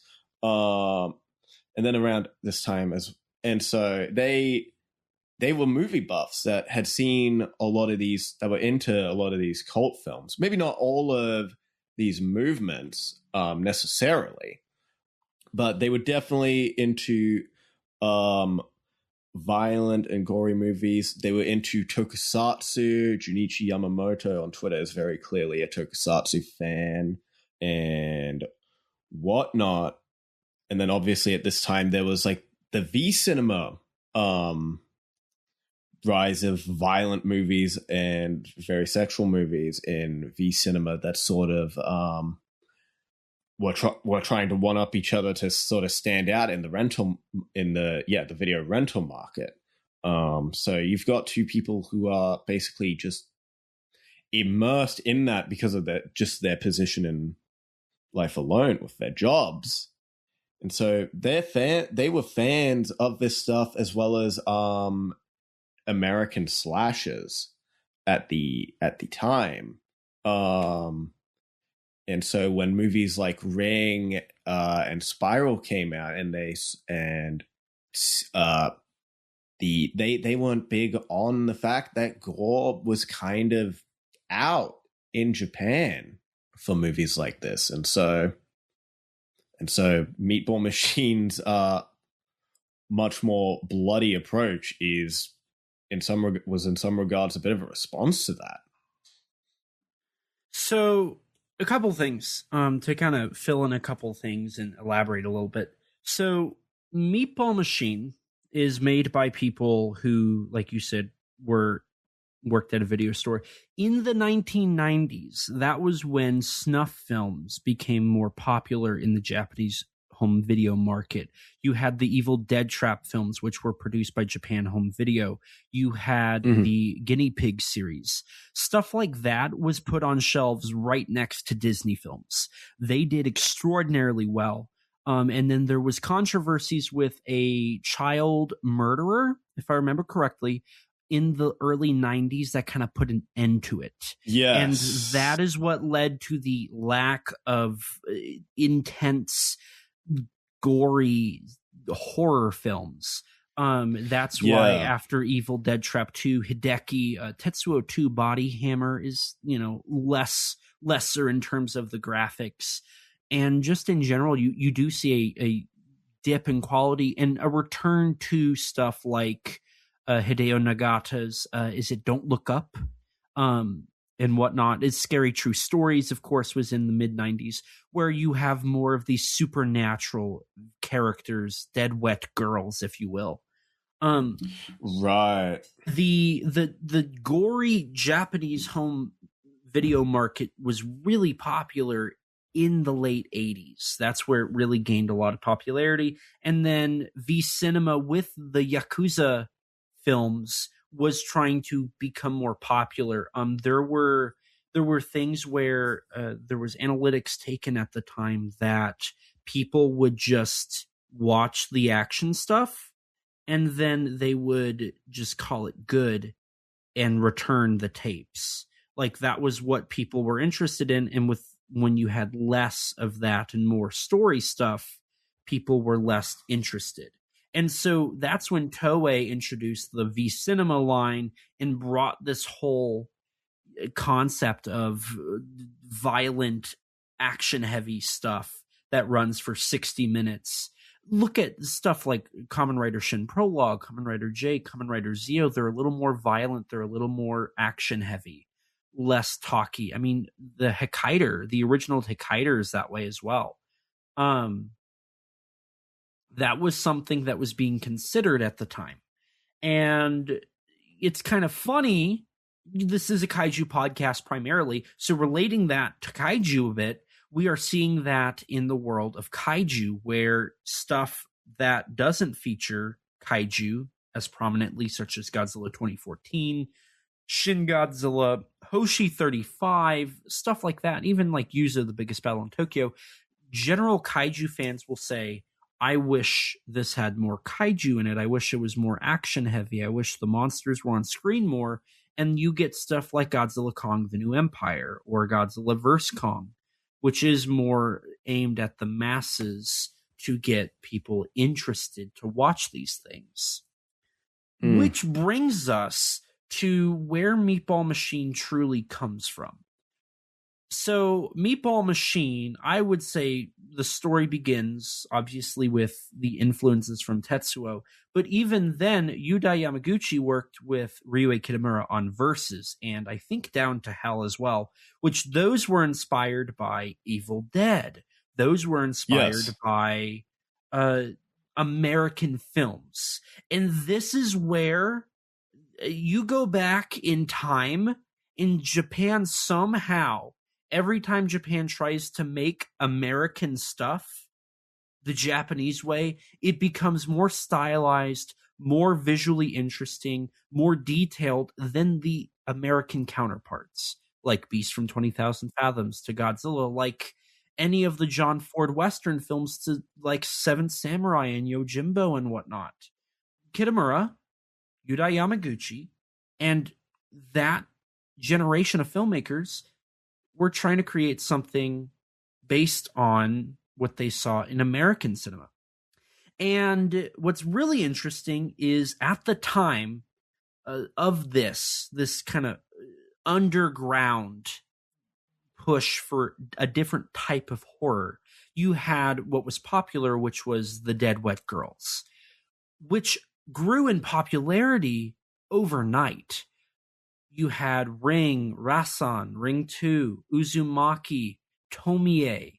These films were getting released internationally, but there were so many produced at such a short time that within a couple years, the genre was back to not being popular again. It had been stewing as these lower budget things in the 90s on TV and straight to home video, and it became popular for bigger budgeted movies.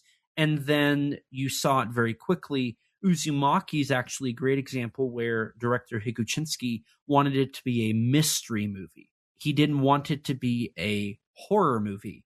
He was influenced by Operation Mystery, which is a mystery suspense science fiction series from Tsuburaya Productions in the 60s. Not like its co-film. It was released on a double bill with Tomie Replay, which is a Dead Wet Girl movie. So when Meatball Machine 1999 came out, it wasn't popular to try to appease the international audiences, and that's really where splatterpunk becomes a bigger thing. With the J-horror boom of the Dead Wet Girls that lasted basically from 1998 until 2003, 2004, with the release of stuff like Gore Verbinski's The Ring and Takashi Miike's One Missed Call, and Ju-On The Grudge, Ju-On The Grudge 2, The Grudge, stuff like that. You see a drop in interest for these films, but then you have the birth of something called Tartan Extreme, Asian Extreme, which is a label that goes and licenses more insane titles.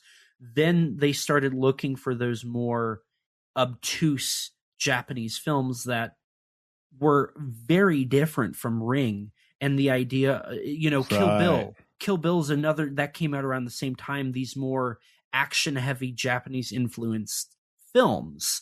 So the international audiences they went from liking the slow burner suspense ghost story to, we want action, we want blood, we want gore. Right. And it's like at this point, like Battle Royale was already an infamous, that was the big one. An infamous film, and kind of is what sort of started that idea of like outside of Ring just being a scary, unique, and interesting premise and very suspenseful, Battle Royale also popularized the idea that, they're willing to push the boundaries with these Japanese horror films. Right. And that I'm happy you brought up Battle Royale, because I would say that was the film that really changed everything. And that's where, and these Meatball Machine is a great example. These were made for the film festival circuit. That's what they're made for. They weren't made to be a Tetsuo. They weren't made to be Evil Dead Trap. They weren't made to be put on VHS and DVD, put to home video markets, and live out their life there. They were made to be shown in film festivals around the world, and people to say, oh my God, look at how crazy this movie is. I can't believe that. That's funny. Right. And that's where it was supposed to get its audience from.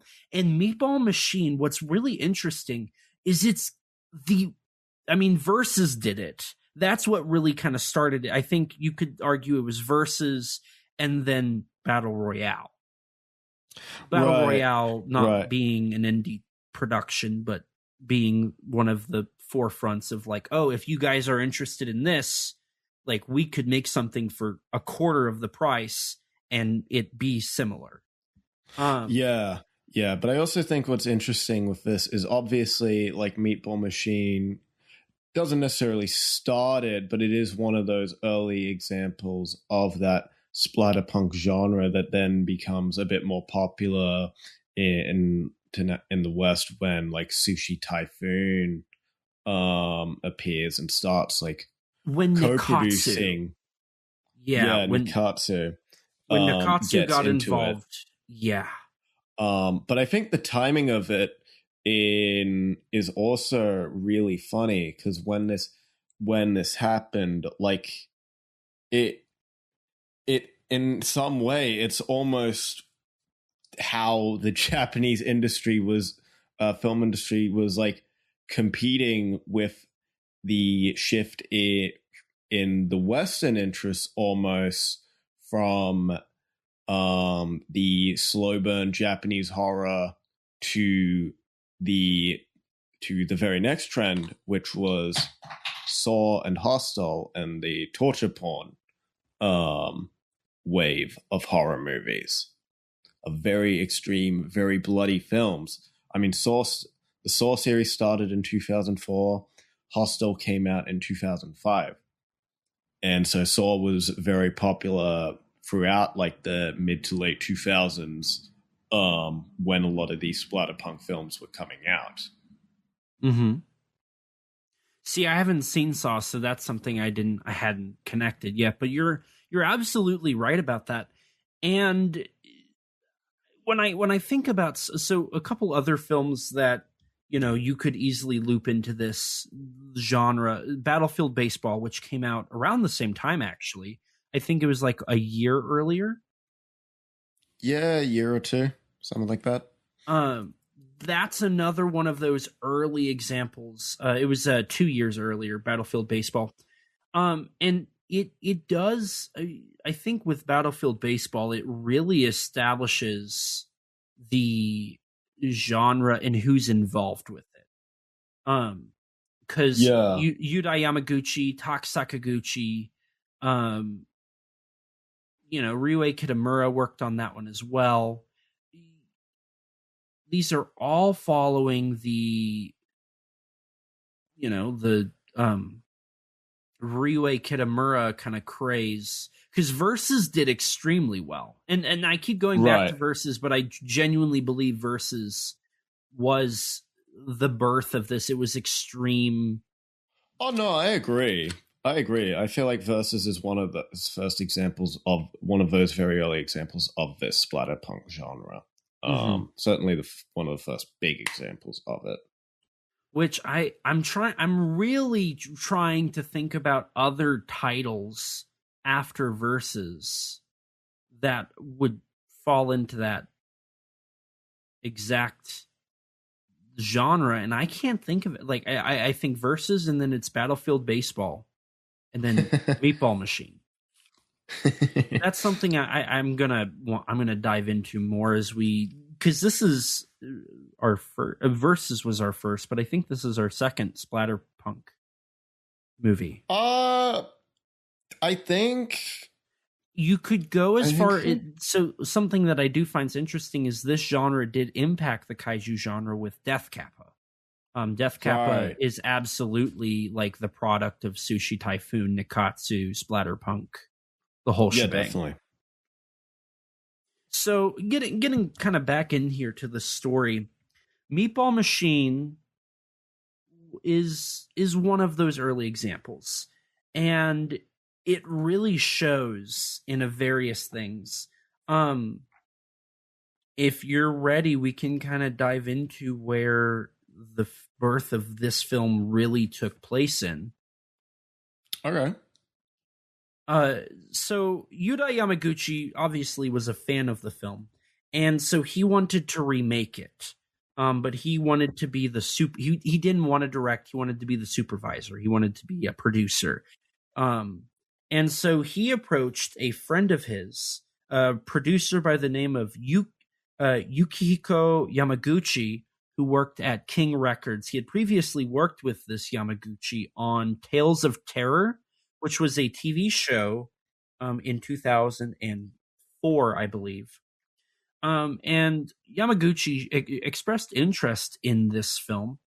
And so Yuda Yamaguchi met up with Yukihiko Yamaguchi on December 7th of 2004, in which producer Yamaguchi also brought with him Yoshihiro Nishimura and Keita Amemiya, who they had a meeting about, could we do this?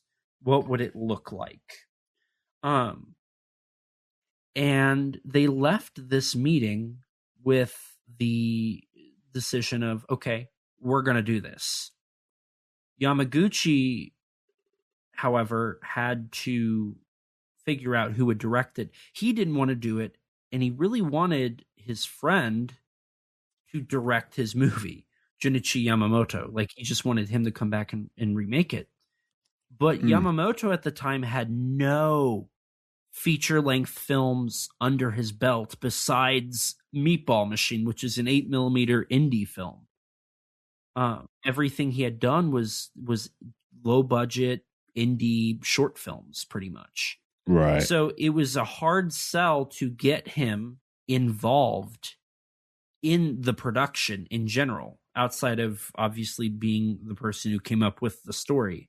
Now, something you did bring up as well that really impacts this film is, and I know where you kind of got this from, the director, Yamamoto, when he was asked to do it, he said yes, but he didn't want to do a horror movie. Like, he didn't want to do Ring or Spiral or anything like that. He loved tokusatsu. He said he wanted to make a tokusatsu film. And so the original pitch was to make it a superhero movie. Yuda Yamaguchi, in an interview, described it as Kamen Rider and Gundam together.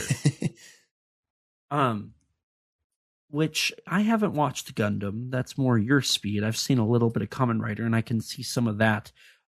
But I have no idea how that works. I feel like the Gundam comparison is very obvious, is very clear. I mean, getting a little bit into the plot of the film, just for this point, the whole thing is the aliens pilot the people, the cast characters, like they're mechas. Okay. Which is really awesome, and I adore that premise. I see, and that's something like I know literally nothing about Gundam, so that's cool that you knew that. So basically, after that, like, they sold Yamamoto, he got attached, and production was announced on February 2nd of 2005.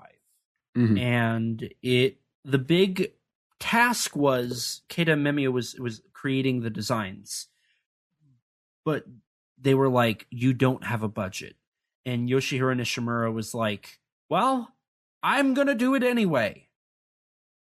And that was kind of the approaches. Even though we don't have the money for this, we're going to do it. The final budget for the film was 10 million yen, which in 2026 US dollars, once you convert that, it's about $65,000, really close to $66,000, which is a pretty hefty amount, considering everything. Yeah. And so basically at that point, it was on to, okay, what's next? And that's whenever principal photography, from my understanding, began in February of 2005, where they were going around trying to figure out. No, I don't believe so. It was during in the middle of, like, either March or April, they say. No. Because Really? That would have been too late. March and April was when they were filming. Oh, yeah, you said principal photography. Oh, sorry. I meant location scouting. Oh, okay. Yeah, sorry. I have the dates for principal photography, but yes, sorry.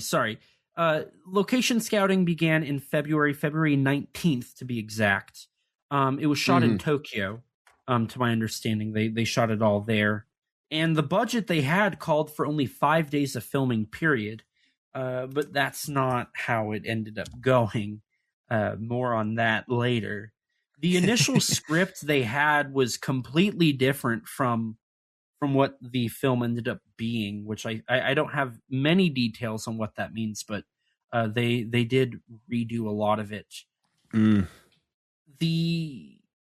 The biggest issue that I saw during pre-production was Keita Memia delivered the designs on March 5th, which was about 20 days before filming started. Yeah. And so to basically get everything done in time, they had to do one model per day over the course of those 20 days. And Nishimura cited The Thing as an influence for him, for how he designed all these characters. Costume fitting was actually on March 21st. So they had 21-ish days. Technically, it was more, it's 20 days, but there might have been enough time somewhere in there. So they were running around a lot during that time frame. Yeah. And from my research, I found that the biggest issue during production was actually the fact that they started working on stuff March 2nd, but they didn't know what to do. They were gathering materials at the time. And then once they got the designs in, they could actually start modeling everything. But the plaster for the costumes came in late. Their delivery didn't show up. And they didn't have the money to go buy some to just get by. So that added more pressure onto the effects team because they had to basically just kind of, twiddle their thumbs for it was a couple days before they got the materials back in.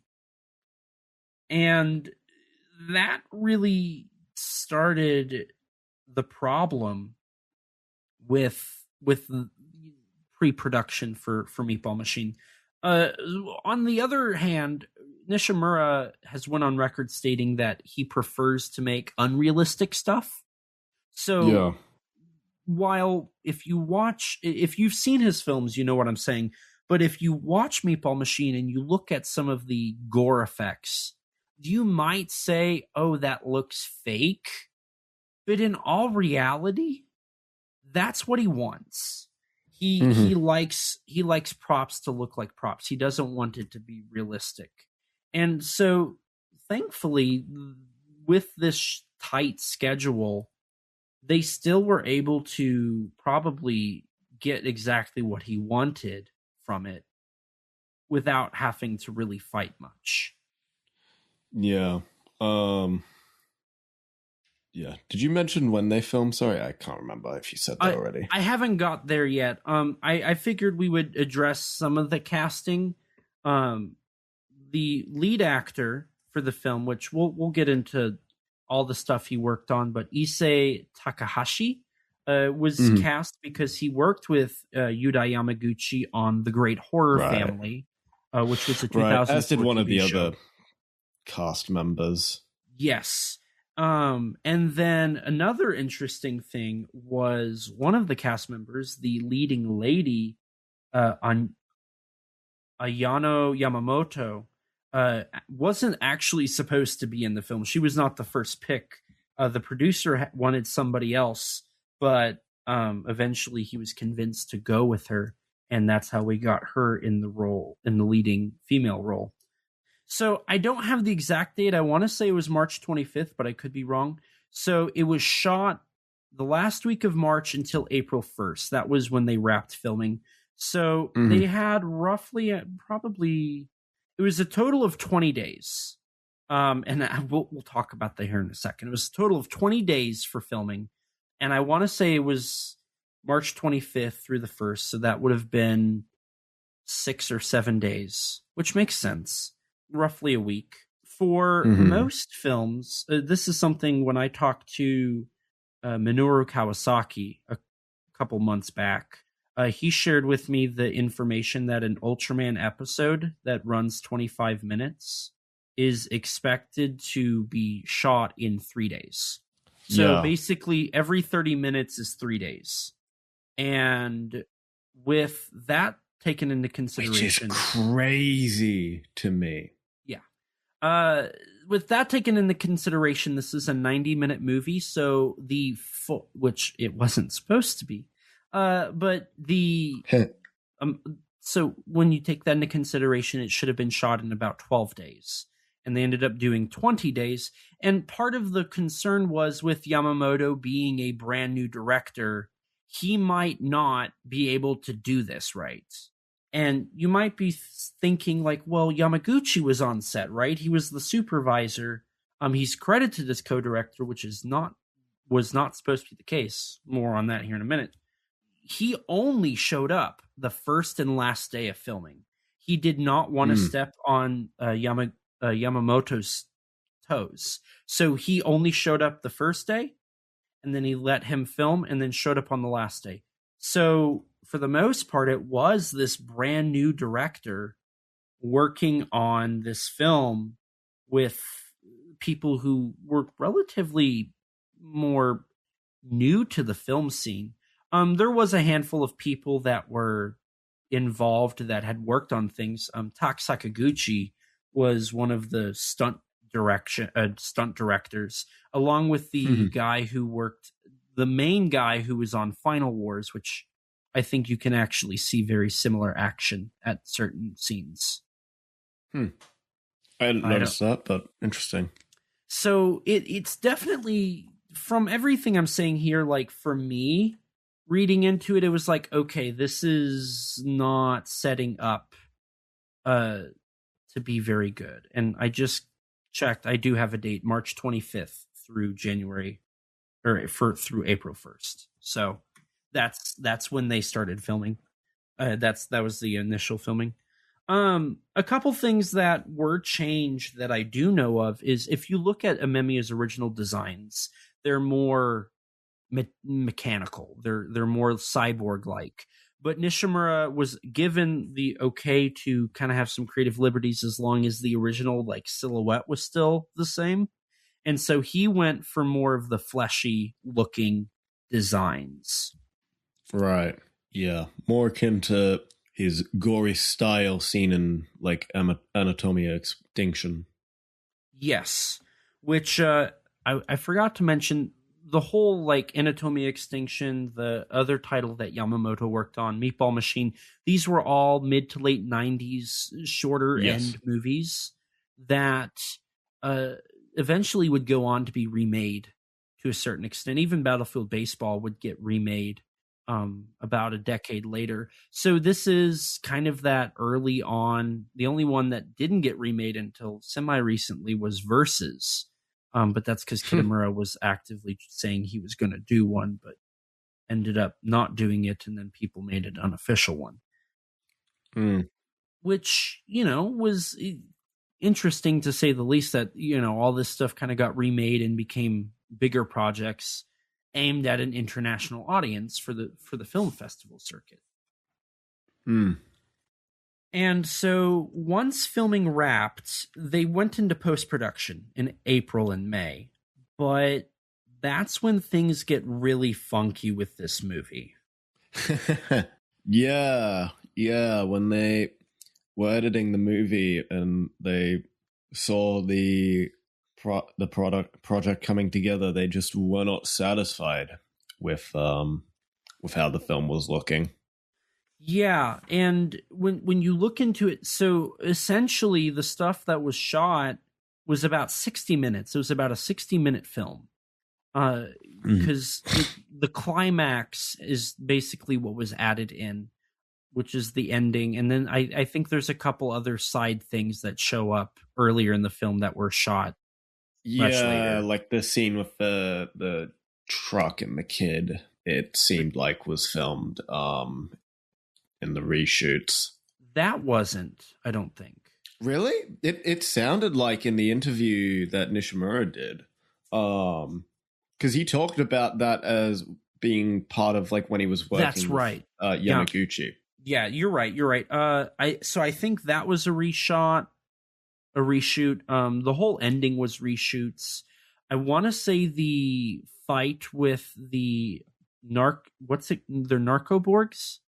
Necroborg?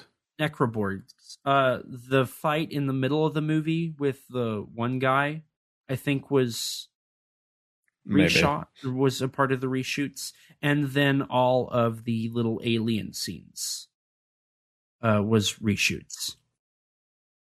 So a lot more of the Necroborg stuff was added in.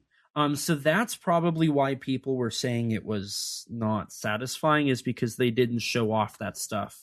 Probably because they were afraid of the budget, truth be told. Yeah. How much do you think the budget ballooned? So they were under budget. I failed to mention this, but during filming, they had actually, like, they were doing good. They were getting all the shots they wanted during that time. They came in under budget. They came in on time. Like, it was really shocking how easy of a actual filming production it was. The hardest part was more so on the creating the suits and the effects beforehand. It just wasn't what they wanted.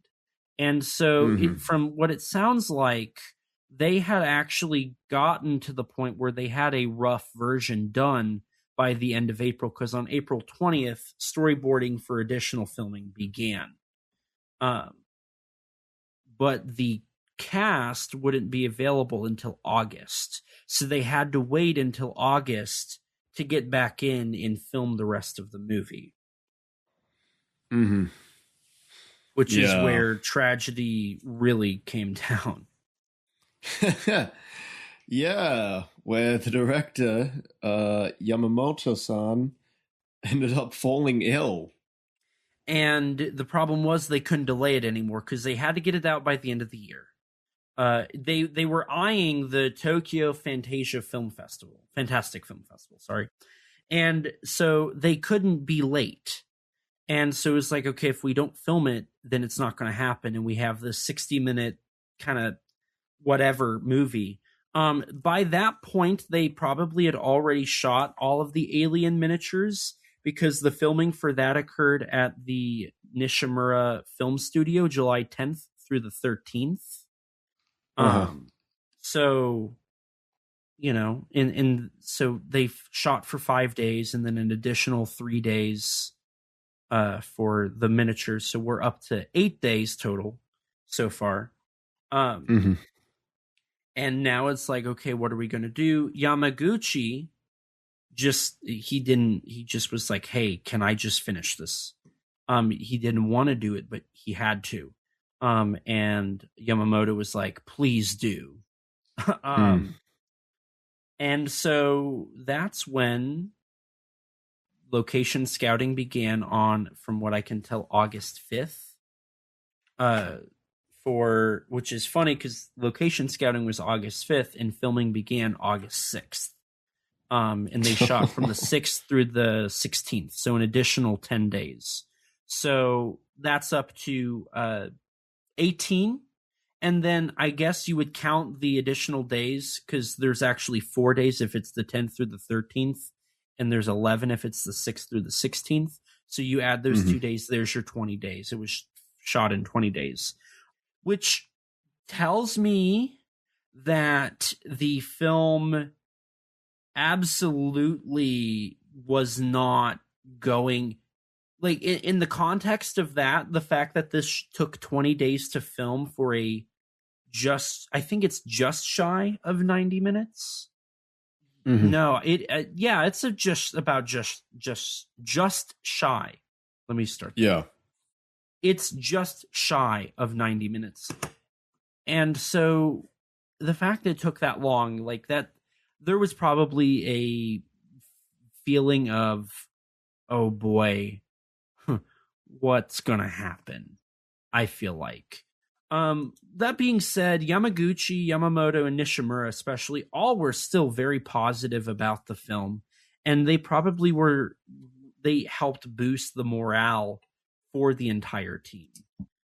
So once they finished filming, it was on to finally finishing post-production, right?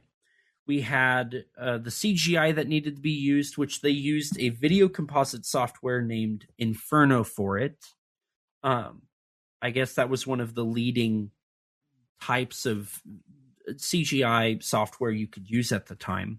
And, you know, one of the things they were really proud of was the fact the film used 2 tons of blood. I guess that was one of the one of the largest amounts of blood that had been used for a production at the time. And they were really proud of that. And honestly, I think this is the film that really established the idea of let's just shower blood everywhere. Let's yeah, for the blood spraying. Because Nishimura brought that back for Tokyo Gore Police.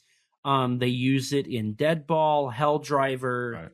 I mean, I feel like that's even more prevalent in compared to this film. I feel like it's even more prevalent in in Nishimura's Meatball Machine short film.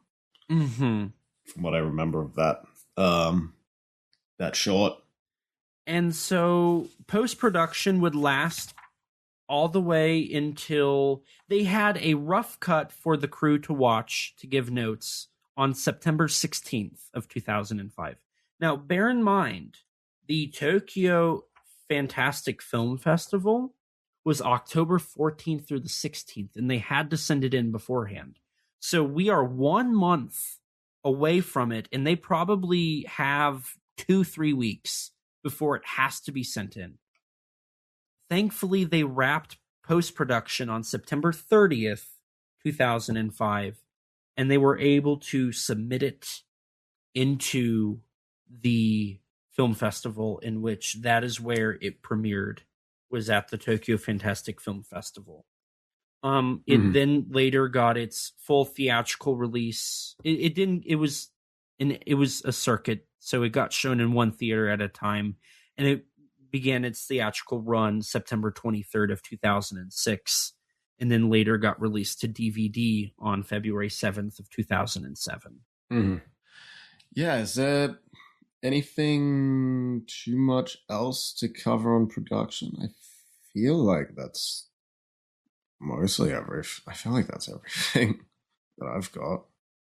Did you have anything else I didn't tackle? I don't think so. I don't think there was anything noteworthy that, like, the only thing I can think of is just like that I remember seeing them talk about a little bit about like the original ending for the film.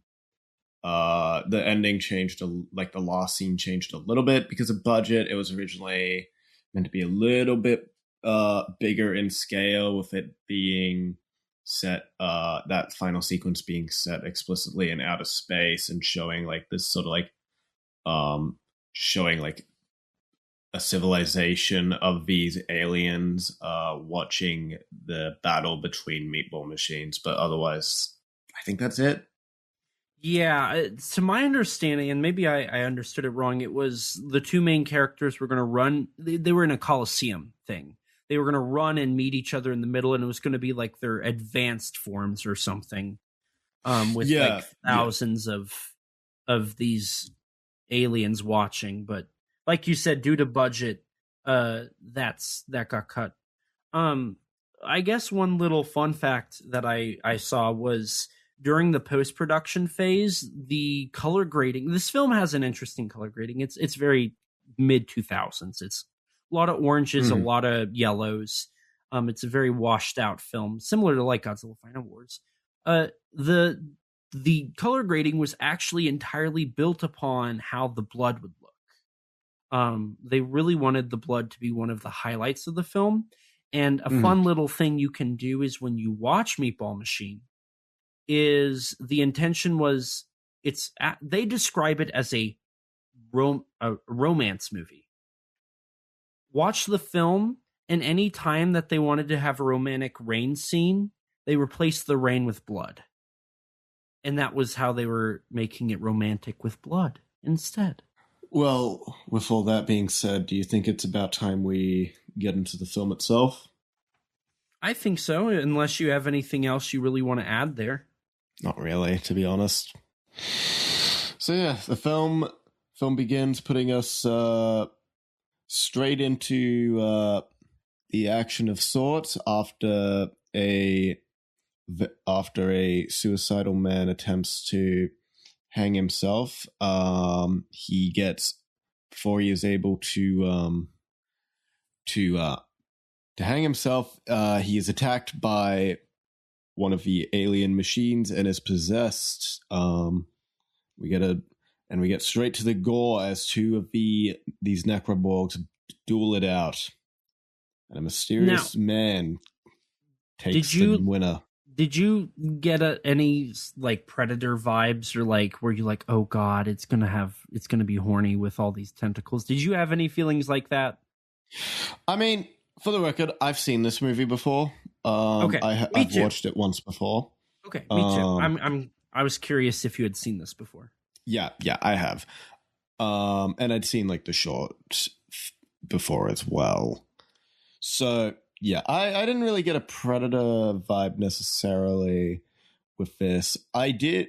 There is definitely a little bit of alien influence later in the film with some of the dialogue. And even just the creature itself, I feel is alien inspired. With the aliens, these alien parasites that this scientist, this professor character later refers to as perfect organisms. I feel like there's very clear little influence from Alien. I mean, makes sense. Absolutely. Yeah. You know, after he kills the remaining necroborg, we see him smile towards a mysterious girl with a tumor on her neck, let's say. Now, let me ask you this question, because this is something that I kind of got annoyed at throughout the film. Is we get a couple, I think it's a total of 3 fights between necroborgs. We have this first fight, and then a little later on, it's actually not a necroborg versus another necroborg. It's this guy versus the necroborgs.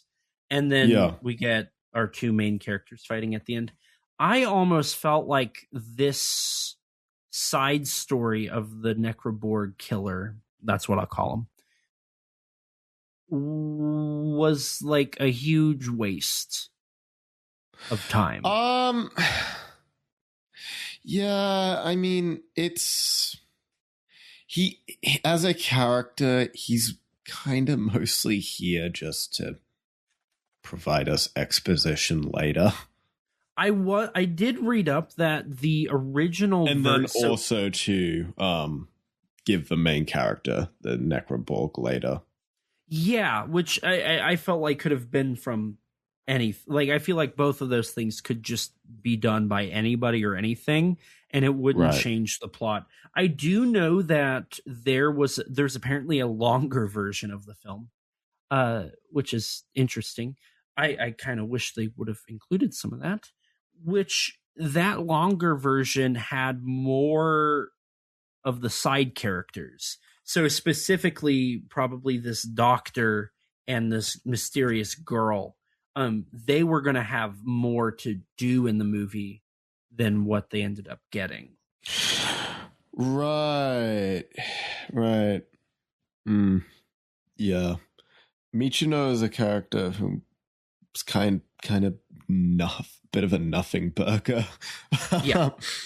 Which we'll talk about her a little bit. Because of there's kind of that mystery around her, and especially given like these 2 characters are carryovers from the original Meatball Machine.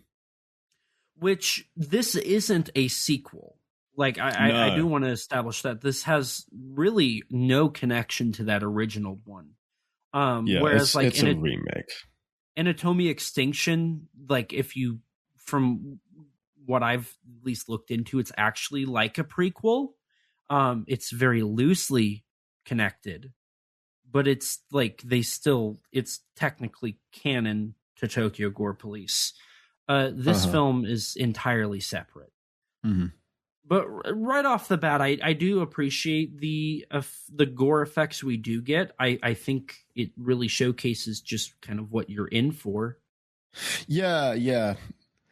No, and the suits here look awesome. Like, Nishimura and Amamiya's work here is excellent.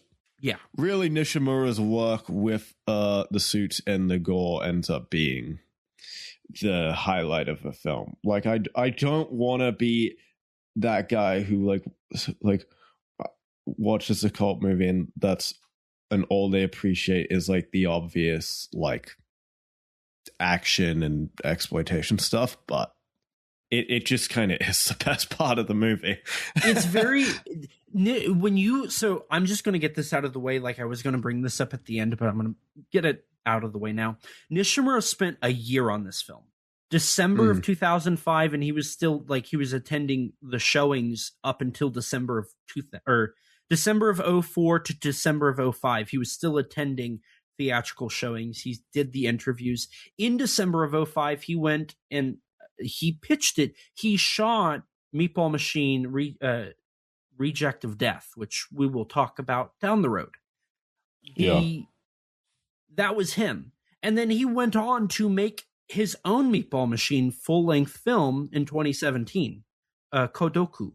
So Nishimura clearly was very passionate about this property, this idea, and it shines so much in that short film. I haven't seen the other Meatball Machine, but I bet it does. And it's very, honestly, it's very nice to see so much passion from him in this. Yeah, no, and I think the passion, especially for the effects works, really does translate well on screen here. Mm-hmm. And I'll bring up because you brought up how like that's the obvious thing to appreciate, and you're not wrong, it is. But I think another thing to take in mind is everything else in this film is kind of lackluster. The first thing I'm going to bring up, because this is throughout the entirety of the film, did you notice how some shots look really good? They are high quality, they're detailed, and there's some pretty there's a couple nice handheld tracking shots. There's some quick cuts that look good. That are obviously more of Yuta Yamaguchi's directing and supervising. But there's also some nice medium close-up shots, some nice lingering, just establishing shots. And then there's some that look like they were shot on a camcorder. Did you notice that? Yeah. I mean, in terms of the look of the film, yeah, it can definitely be a mixed bag. I think the grading in particular is and I want to get to more of that stuff as we talk through about the movie, but to me it was just so painfully obvious when they were with a B camera. Yeah, that's fair. That's fair. And it just, because it goes from what I would assume would be probably 1080p, high HD, to 720. Mm-hmm. And it's back to back, they change those shots. And so it's we go from it looking good to I can literally see where the lines in the light are pixelated. No way, it's like a Hideaki Anno movie. So, I don't think you're entirely wrong for appreciating the good quality stuff here, because I don't think there's a lot of good quality in this movie. And that sounds really mean to say, but I think that's the best way to say it. Yeah, Yeah. Yeah, I have opinions on the movie. Let's get more into it. Yes. But yeah, so after our title... Oh, sorry. I was just going to help you a little bit here. Getting back into the film after the title, we get introduced to our lead character, Yuji, who sees one of these Necroborg babies, face huggers. I guess they are kind of like face huggers in function. I didn't even make that connection, but yeah, I noticed that pretty early on. And then we get introduced to his work life, which he works at a factory, and he has a crush on a girl who works next door. Yeah. Did you notice the guy in frame during the first shot of this sequence? I might have missed it.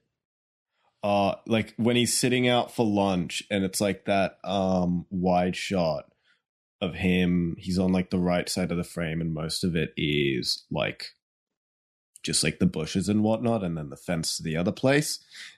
If you look, you can see there's like a random crew member's leg and jeans just in the shot, and then not in any other shot. Yeah. Really? I didn't see that. Yeah. And it's in one of the wide shots? It's in like the first shot of him like sitting down having lunch. Okay. I mean, that doesn't surprise me. That sounds like something that... I mean, stuff like that happens. It's just funny. And it's on... Where... So in the shot, just so like if anybody is watching it...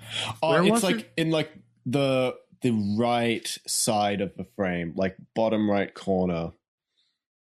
If you want the exact time frame, it's 4 minutes and 3 seconds. Okay, I'm at 4 minutes and 7 and I don't see it. I see what could be, but I don't. Yeah, it's just a jeans and a guy's shoe. Isn't it? Yeah, it is. It is. It's blue jeans and a guy's shoe, and then it's not there in the like next angle that you see that shows that area. Interesting. I will say this, that's it's a little goof, but I also like stuff like that. Like no, that it's just a fun goof. Like the random cowboy that's in one of the Pirates movies. You know what I'm talking about? No, I have no idea. Oh, in one of this, it's like a close up of Johnny Depp. Like you can see a guy wearing a cowboy hat screaming in the background.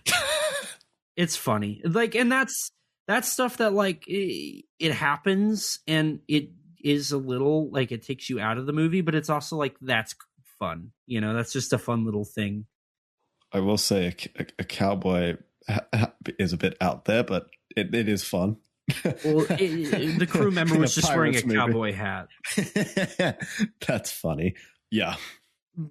But so I'm going to bring up something because after this sequence of him looking at this girl, we quickly cut to, I don't think I realized, I don't know why I didn't know what I was watching. Like, I didn't think about this. Maybe I wasn't paying attention, but it cuts to the scene in his room and it's cutting back and forth of him breathing heavy. There's some emotion. There's some emotion from him, and then it cuts to the girl. And then I was like, oh God, I'm seeing Evangelion again. And then I was like, oh God, I'm watching a Naoyuki Tomamatsu movie. So, okay, yeah, we'll probably get into this a little bit more as we get through. It's not quite that level. Mm-hmm. But yeah, I did not. I like rewatching this. I was like, oh my God, how did I not realize how much of an incel movie this was? Yeah, that was something that I had missed too. So I'm glad that I said that, and then you just agreed with me. No, like it. Yeah, we'll get more into it, but yeah. Mm-hmm. And it's weird because I almost feel like you could cut that part out and it not do anything. Yeah, I mean, I'll say it definitely informs the it definitely informs the character, for better or for worse. Do you want to elaborate a little bit on that? I don't know. I mean, the thing is, frankly, this protagonist is not likable at all. Yeah. Yoji is not a likable guy, and this kind of informs that. And I don't know. It very much feels like he's a self-insert character. At least one of the writers on this film, whether which one of the Yamaguchis or Yamamoto or Kato, I'm not entirely sure. Well, to my understanding, Yamaguchis are credited to story. Right, yeah. Yamaguchi's got story, Kato has screenwriter, and Yamamoto has original story. Yeah. Which is insane to think there's 3 writers on this movie. Yeah.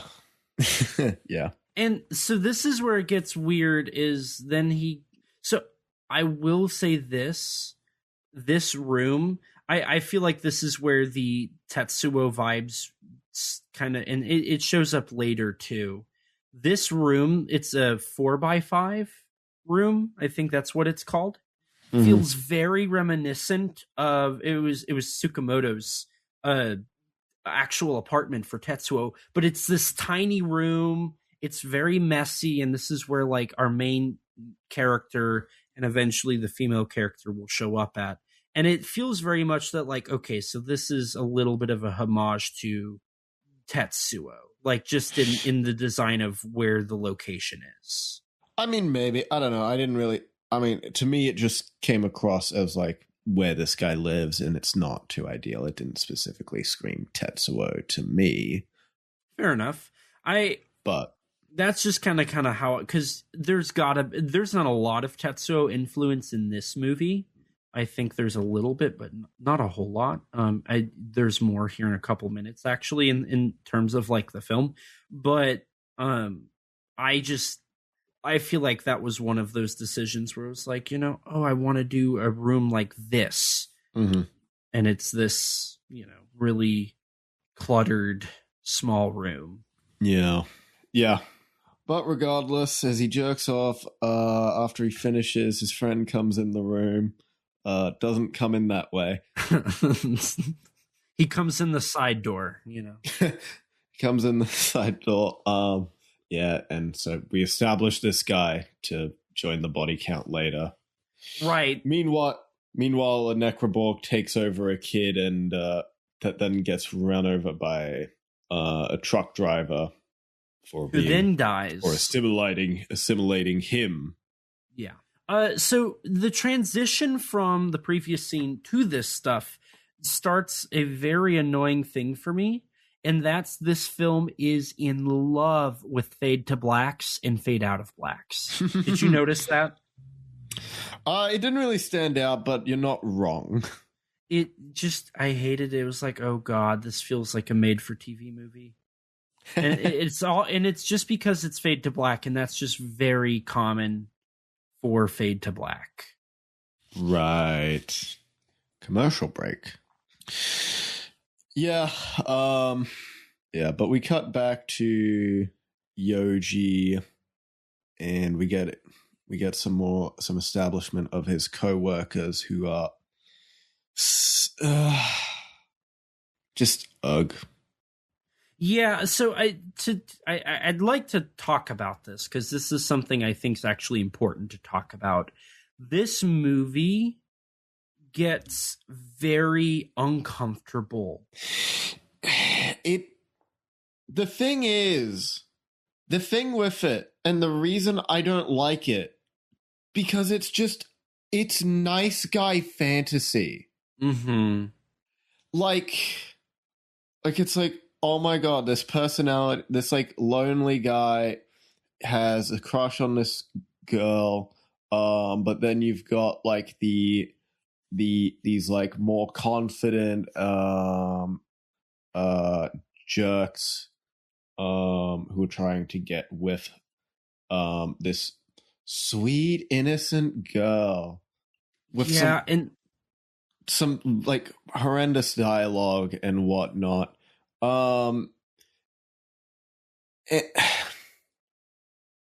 This movie just screams misogyny. Okay, that like I don't know how to entirely put my thoughts together. It just screams misogyny.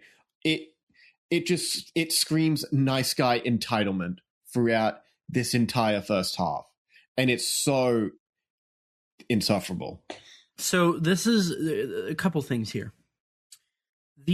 Our main character Yuji, we've already established that he's not very likable. You know, he's got clear sexual tension problems, and you already struggle to like really like him because essentially one of our first big things with him is him creeping on a woman and then him jerking off to the thought of the woman. Yes, literally, yes. And then sorry, go ahead. When we get introduced to literally the only other human characters in the film, it's a group of, I want to say 4 horny men who just want to talk about sleeping with women and high body counts. And it's like, oh my God. Yeah. And they like just objectify every woman they talk about. And this is where it really felt like a Tomatsu movie. Just go ahead. I can feel the frustration. It's like the blood is boiling here. Because it's like this character, the way he's written, it's like I'm not like other guys. I'm nice, I am respectful and whatnot, and it's like this insufferable nerd fantasy of like him like being nice to the girl. He doesn't necessarily save her from when the guy later in the film, one of his main coworkers, Tanaka, all his coworkers go out with the ladies at the nearby workplace for a party and whatnot, and then Tanaka tries to, rape Sachiko. Oh God, I hate it. I didn't like that. It was really uncomfortable. But what makes it worse is genuinely what happens after. So like, what's his name? Yoji.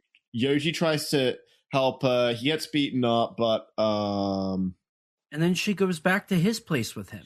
Yeah, she goes back to his place, and then it's like, I actually I saw you across the place the whole time, and you looked lonely, and I'm lonely too. And then they kiss, and I'm like, bro. And then he starts to undress her. It's so it's nice guy fantasy in like the most Now here is something I think that was first started with this movie, because here's the thing. In Versus, you have the very infamous line, "I'm a feminist." Right? And then Battlefield Baseball is entirely about baseball. Like, it's not anything else. It's a not great movie about a deadly game of baseball. Yeah. The moment that this film comes out, every splatterpunk film after has to include rape or misogynistic characters or horny men or sexualizing characters. And yes, you can make the argument that like the Machine Girl and Tokyo Gore Police have Mutant Girl Squad as well, Robo Geisha I would say as well, have women empowerment in a way because the main characters are female and they are sticking it to the guys. But like those men are all about, I want to sleep with you. I want to see you without clothes on. And even some of the side characters that are good, that are male, are still that same way. And it's just like, oh my God, I don't like, it's easily the least good thing about every single one of these movies. Yeah, look, for me, it's like, it's how this film like approaches it. And I think because in this film in particular, the character, the Yoji, comes across as just a complete self-insert. And then what makes it yeah, it just comes across all as incel fantasy. And then what makes it worse is like, then like in the middle of all this happening, you get these other scenes that are like, oh, Yoji's like saving his virginity for this innocent girl. Like when his friend tries to take him to a brothel and he doesn't want to have sex with the lady there. And then you also get this other scene, this like blatantly queer-phobic scene in a movie theater where he goes to where he's watching this like pornographic film.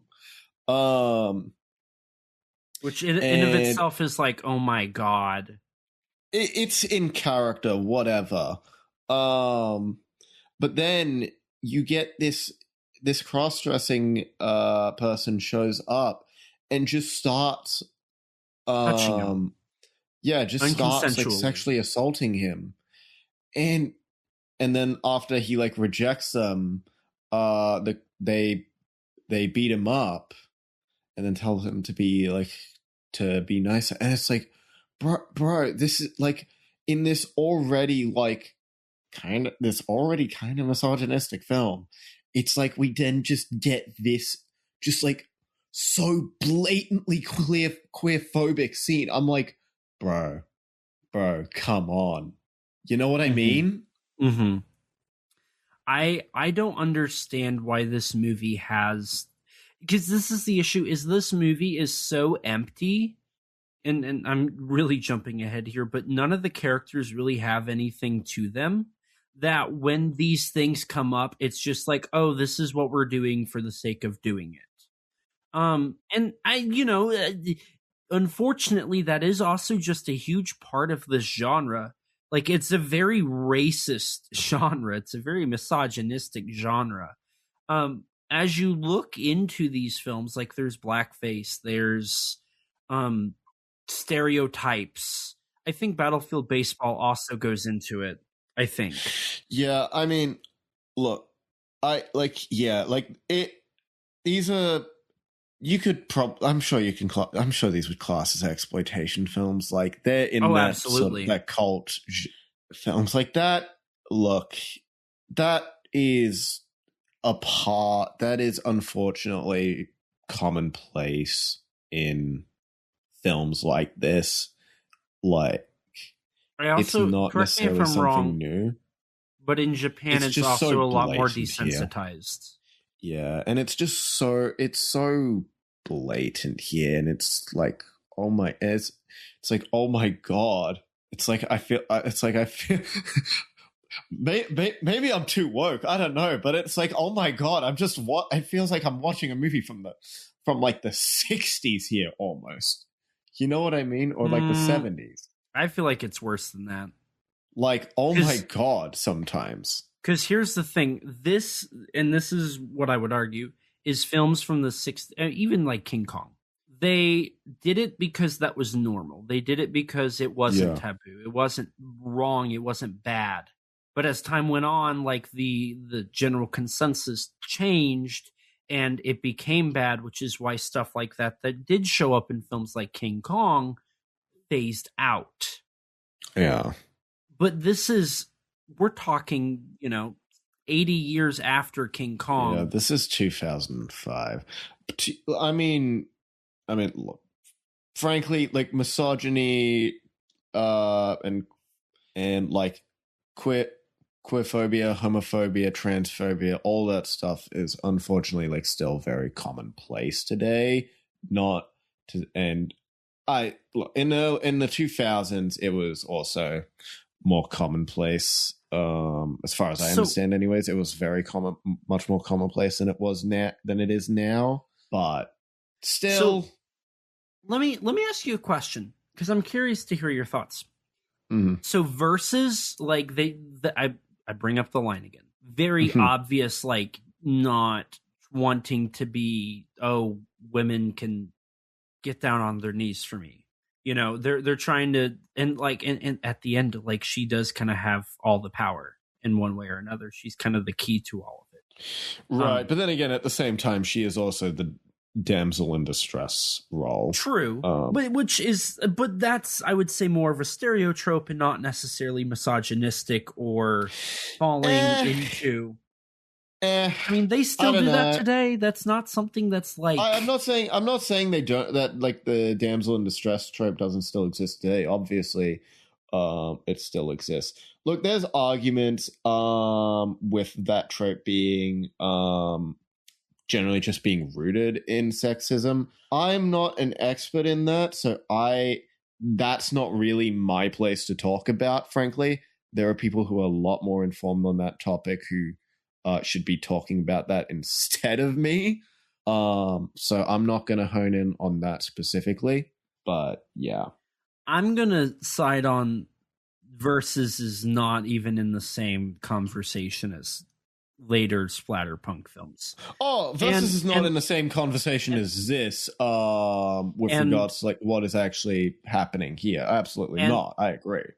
And something else I'm going to bring up is that I think they do later on, the cross-dressing is still prevalent, but they use it more in a comedic manner, but it's usually the butt of the joke still. Yeah, so it still falls with that. Still sucks. But this one is like so egregious because it's like an actual, there's this stereotype of like, there was that stereotype of queer people being just like these perverts that'll just assault you and stuff like that. It's so ugh.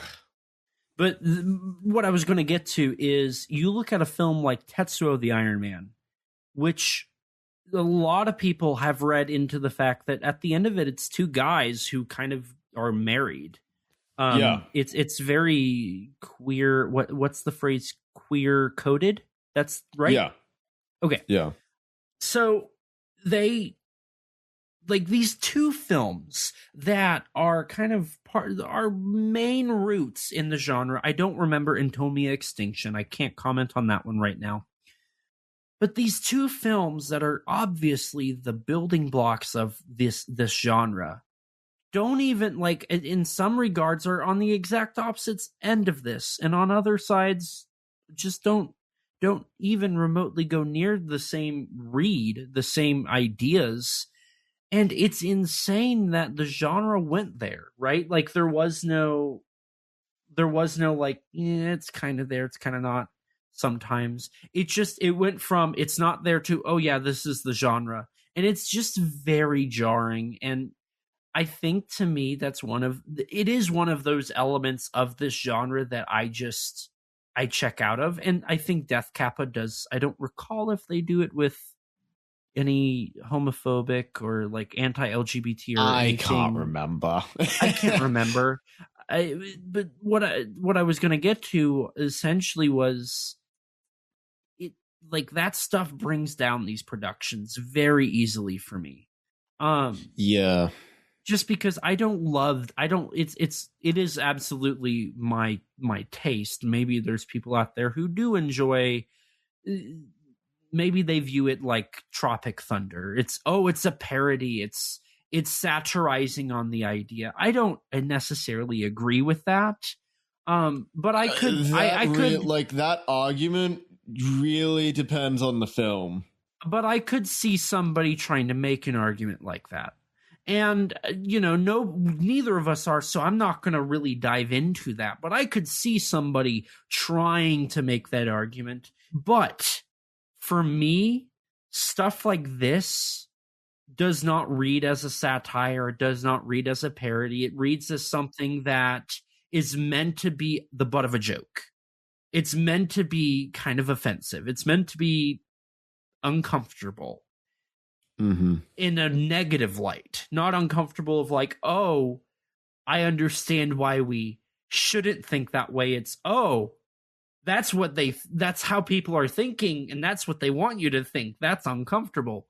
I don't like that. And in all of these films that showcase various elements and various different takes on this, I don't like. And it's probably one of the things I hate most about this genre. Right. Yeah. Look, when it comes to like exploitation films and sexuality in films, I do not have a problem with sexuality in films. There is this, in the modern day, there's kind of this aversion. The headlines go around all the time, and it's kind of annoying, but there is a little bit of a point to it where like Gen Z doesn't like sex in movies. I remember when Oppenheimer came out, there was a lot of like, oh my god, the sex scene with Florence Pugh is like is so unnecessary, which I think is stupid. I think that's a stupid complaint for movies. But here, it's like everything surrounding this. It's like having sexuality in a movie, hell, even an exploitation movie, isn't necessarily the worst thing in the world. It's just the way this movie is written. I was going to say, I think what you're... So, here's an example I would say. The sex scene in The Terminator, because that's, like, when I think sex scenes in movie, I don't know why I think of the sex scene in The Terminator. I think you just said a thing for Linda Hamilton. I don't, actually. I was more interested in watching Sigourney Weaver and not Linda Hamilton. Although Linda Hamilton's breasts did show up in King Kong Lives, and I do remember that very vividly as a child.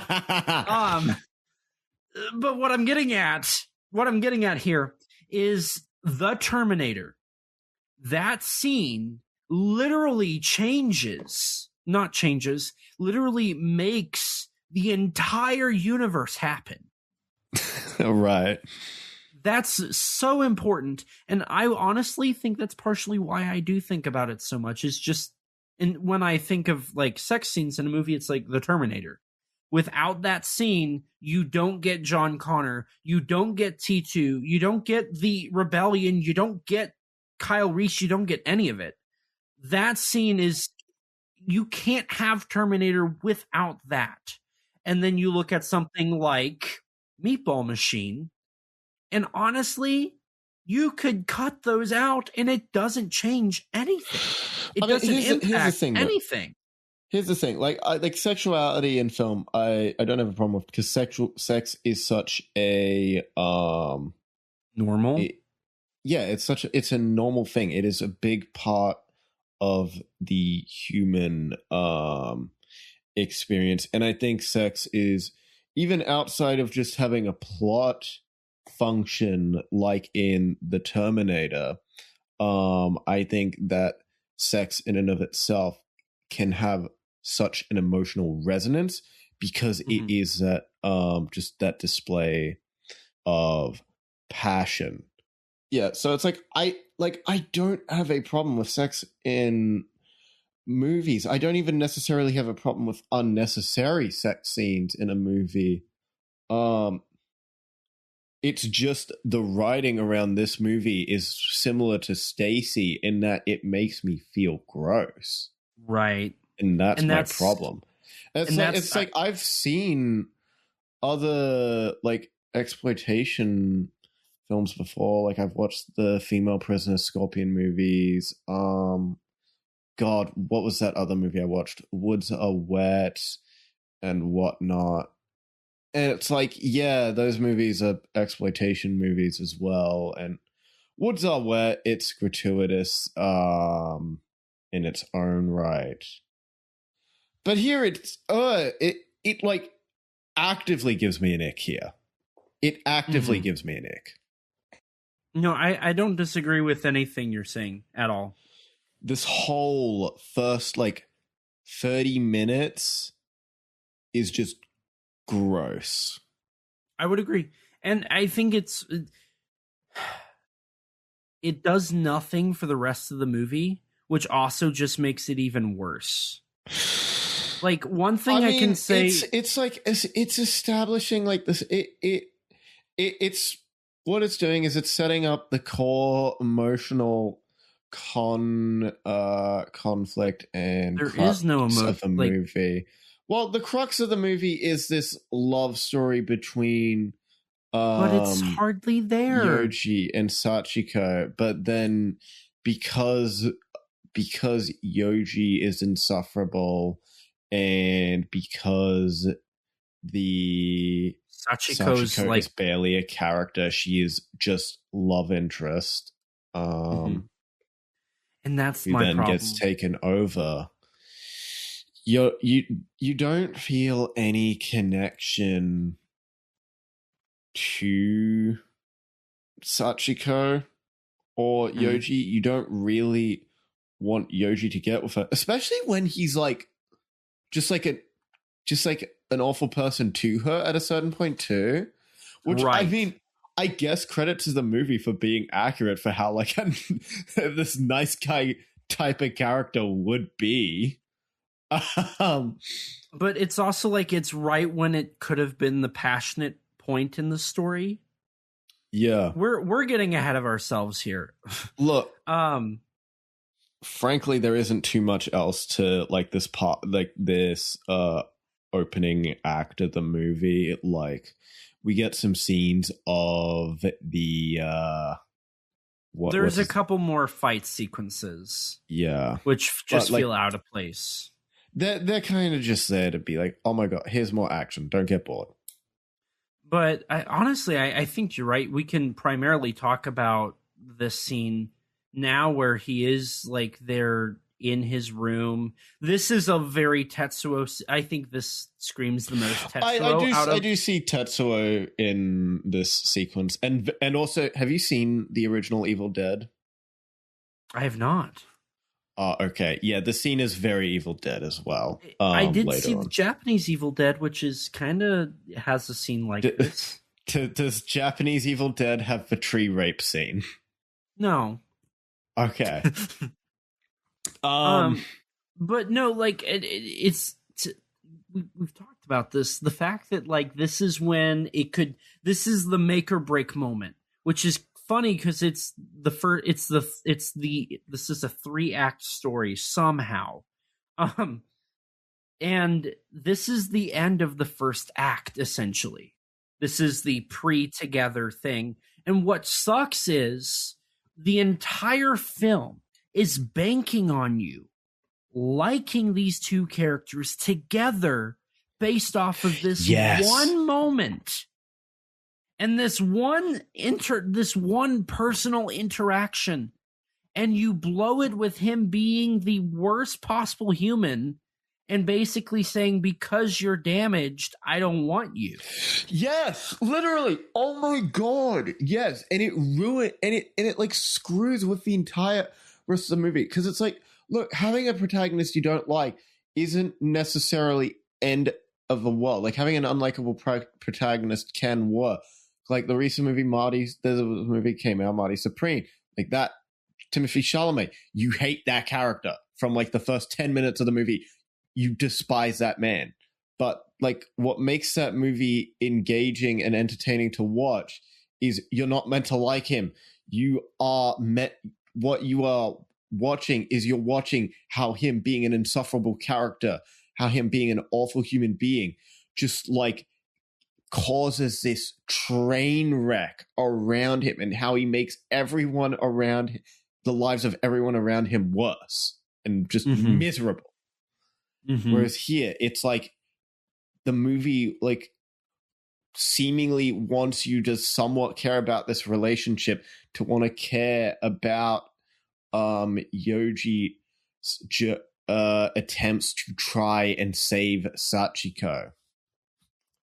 And it just doesn't work, because the moment that Yoji is presented with Sachiko not being his perfect innocent idea of a woman, it's like he's like, what the hell? Which, I mean, in a way, it almost comes across as the film being a little bit self-aware of its protagonist, but I'm also really hesitant to give the film credit for that. So this is why I don't think that. In every single interview with every single person involved in this production, they say that this is a heartfelt love story. This is a romantic movie. This is a great, like, heartfelt movie. It's got passion. It's the love story's the main part of it. And that is what every single person in this entire cast and crew says. And the whole time I'm just like, what are you talking about? I mean, here's the thing. I think a lot of them are, like, obviously, like, the cast and whatnot. They're upselling the movie. It. They're upselling the movie. Like, I do believe that, like, in some regard, like, yeah, that is the core of this story here. It just doesn't work. Mm-hmm. And I would go as far as to say this is the first real poor decision for the story, is this scene here. Up until this point, I feel like you still have an argument for a good movie somewhere in it. This sequence with Sachiko coming into his house, is where it's like any doubts of this being, like, not being an incel fantasy thrown out the window completely. Mm-hmm. And I mean, we do get. I will say this, like, the reveal of the alien and the way they film her turning into a meatball machine is relatively cool. Yeah. But it's just the simple fact that, like, the entire film is banking on you just accepting this as their love story. And it goes into the, forbidden love of Romeo and Juliet. Yeah. But the difference is Romeo and Juliet had, like, 2 acts before the forbidden love part that, like, established their love for each other. Yeah. Sachiko is not the sun, and Yoji is not the east. I can't believe I made a Shakespeare reference in Meatball Machine. To be or not to be a necroborg? That is a question. Yeah, I don't know. At least here we get some fun action with the necroborg infesting her body. We get it. There's an Evil Dead tribute to the most controversial scene in the original Evil Dead. Mm-hmm. It is very evocative of that tree rape scene. I need to watch Evil Dead because I hear, like, that's another one of those films that, like, influenced this whole. I mean, absolutely. Versus was influenced by it. Like, everything says Evil Dead. I really need to watch that. Yeah, you need to watch Evil Dead and then Evil Dead 2. So you need to see those. I want to, we've been talking about this scene specifically in this whole section for pretty much the last, like, 30 minutes. I was also really disappointed with the scene afterwards because I feel like it just full stops. And maybe it's because of the whole the structure of when she gets mutated, and then, like, we get the doctor and the girl. But, like, I just feel like it becomes this really poor excuse of an exposition dump that doesn't. It just. I feel like it just stops. Like, the film is halfway done, and we're full stopping to try and explain everything. I mean, I think this stop is fine. Like, it's like we've just gotten a big psychosexual action sequence with the transformation and whatnot, and all the and like Sachiko killing the friend, Doi and whatnot. But the friend also like means nothing. He shows up for 2 scenes. Yeah, he's just there to be another body. He's there to be a body. Now you sound like the guys Yoji works with. Not that kind of body. Yeah, I don't know. I mean, it's fine as an exposition scene to just give you the basics of the Necroborg, since you really, at this point in the film, you really don't know too much about them. Everything about them, although I feel like almost everything about them has kind of been shown visually. The only thing that it really elaborates on that you don't already know is that the person does feel all the pain, and now let me and then he has his Ash dialogue where he's like, no other creature is designed as perfectly as them. Let me ask you this.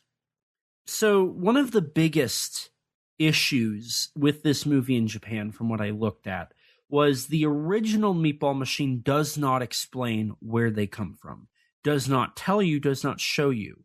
The aliens, I think, were actually made for this version, which is why they got shot after the fact. I mean, in the short, it's not explained, but like in that 13-minute short and the 70-minute original, there are like the creature, the parasite. Okay, so they are shown. They have a different design, but they are in that original version. Regardless, the biggest complaint I saw was the fact that they explained all of it.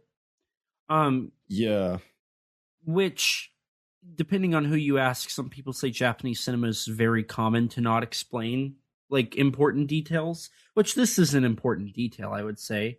But also, like, I think there is something about that mystery that might have made it interesting, especially considering the fact that the movie ends and it's not a happy ending.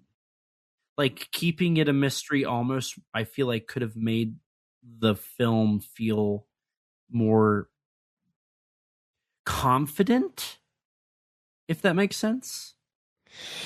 I don't know. I think the thing with this film is it's not really necessarily going for being scary. So I don't think it's bad to like reveal what these aliens are necessarily. I don't think keeping it a mystery really hurts the film, because I don't think mystery really contributes much to the fear factor here. It's more like this movie is more about grossing you out than it is about making you scared. This is like, it's more of an action horror in some regards, rather than necessarily something that's meant to scare you in the same way that like Ring scares someone. That's fair. So I think that's fine for the movie. And I think that I don't think you need that scene at the end with the Necroborgs where it explains everything. Oh, I hate that scene. I don't think you need that, but I hated it. It was horrible. I quite literally was like, what is this at this point? I just wasted. I honestly, I think I vocally said I wasted my time. To be honest, I kind of like it because it makes them, it kind of furthers that like mech, that sort of like twisted take on a mecha idea. That's fair. With them, I feel like where they have this personality. I definitely don't think it fits at the end of the movie, but I think it's a fun idea. And and it's like, I love the premise of these aliens that take over the human body to pilot as mechas, to fight each other. I would honestly, I would take that scene at the beginning and then cut the exposition that the doctor gives and end the movie on the reveal of the new versions of the suits and the Colosseum shot. That's how I would fix this movie to streamline it and to maybe make it a little more interesting. Mm-hmm. Now, I will say I do like the twist after the doctor and the girl show up that like he's actually like going to use Yuji for becoming to feed his one. Daughter. Yeah. Yeah, his daughter, whom had been infected by one of the aliens. Which I don't remember. Do they explain how she's not different? Well, like they explain a little bit that like he freed her, kind of. Like the alien did. Like the aliens need to like go through a full transformation to fully take over someone's body.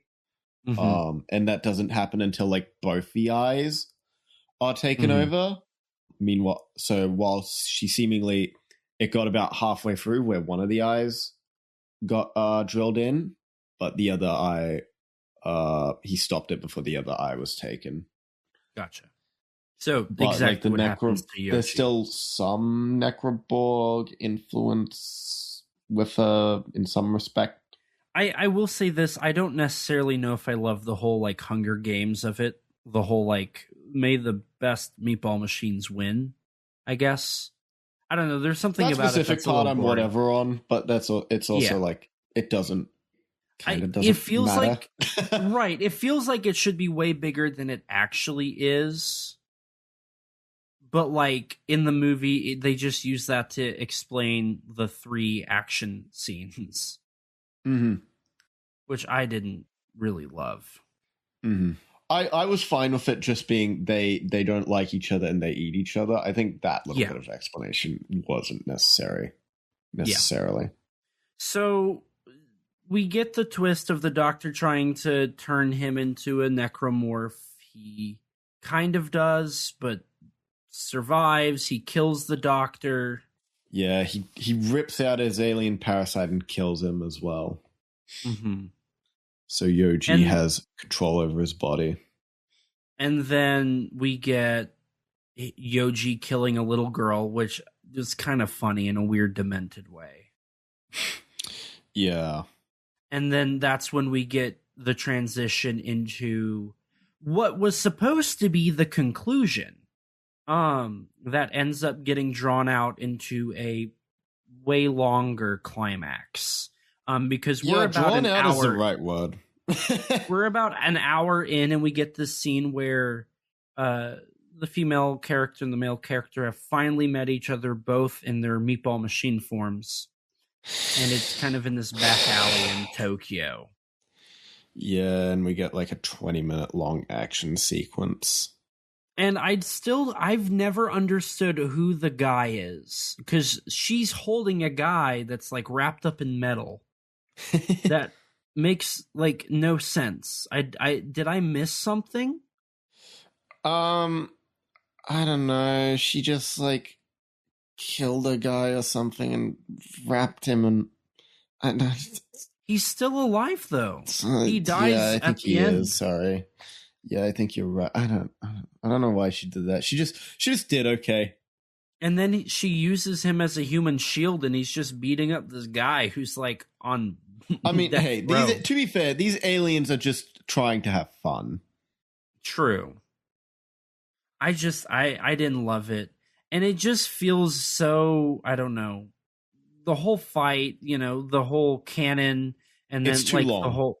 It's too long. And honestly, the fights themselves don't feel very cool.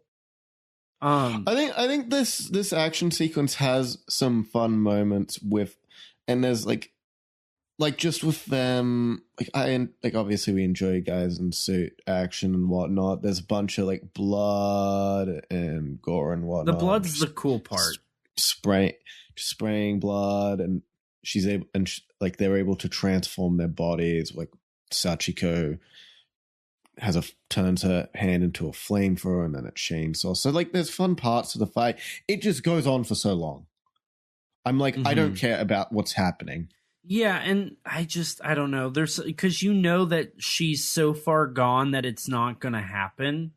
Right. And it doesn't even happen. Like there's like a small part, but not really. it was just to me really, really boring. Right. At this point, all I'm here for is to see the close-ups of the little alien guy in his cockpit. And I mean, it ends exactly how you kind of expect it to. This is also where I think, real quick, I think this is where the limited visual effects really dive in and show themselves. Like, we get the stock dinosaur roar that like was used in Jaws. And, oh yeah. They do a digital camera shake anytime they want to like make it more actiony, and it just looks abysmal. They at one point I feel like I heard them using Toho sound effects for like hitting each other. Oh, I might have missed that actually. It's whenever Yuji's pinned and Sachiko is beating him up, I swear I'm hearing the sounds of like the Toho getting hit sound effects. That's funny. And like, you know, I don't hate the flamethrower and the saw. I don't understand why bones get shot out when it's a flamethrower. Maybe I missed something where it's a bone launcher or something. I don't know. It gets a little funky, but it also feels a little underwhelming with everything. And then like the what's her name? The character Sachiko? that the doctor's character shows Mishino. up. Mishino, yeah. shows up and like puts her parasite into him, and she dies. And then it ends on him being taken over, but then getting the power to like not be taken over, and then he kills himself. Yeah. And then we get the ending we've already talked about that I think is not grand. Yeah, and it's like they recreate Sachiko and Yoji as these new meatball machines. Which makes no sense. Why them? Well, to be fair, it's the reason for Yoji is because something about like the emotional bond made it more all more the fighting more intense and exciting for them. So that's fine. That makes sense. It's kind of fun in a messed up way, so I don't necessarily mind that. And that was unless you have anything else you really want to bring up here, that's Meatball Machine. Yeah, let me just double check here. I don't think I really had much else to bring up because it's like most of the notes I had was like during that first half of the film. Yeah, because once it becomes just this mindless fight, it's like, yep, we're quick cuts, blood spray, shaky cam, digital shaky cam, two very different fights, or two very different cameras. It's very clear this fight was shot after the fact. Yeah, like literally I think the only note I have that I didn't mention is like there's a Versus reference at one point where he like punches through the face.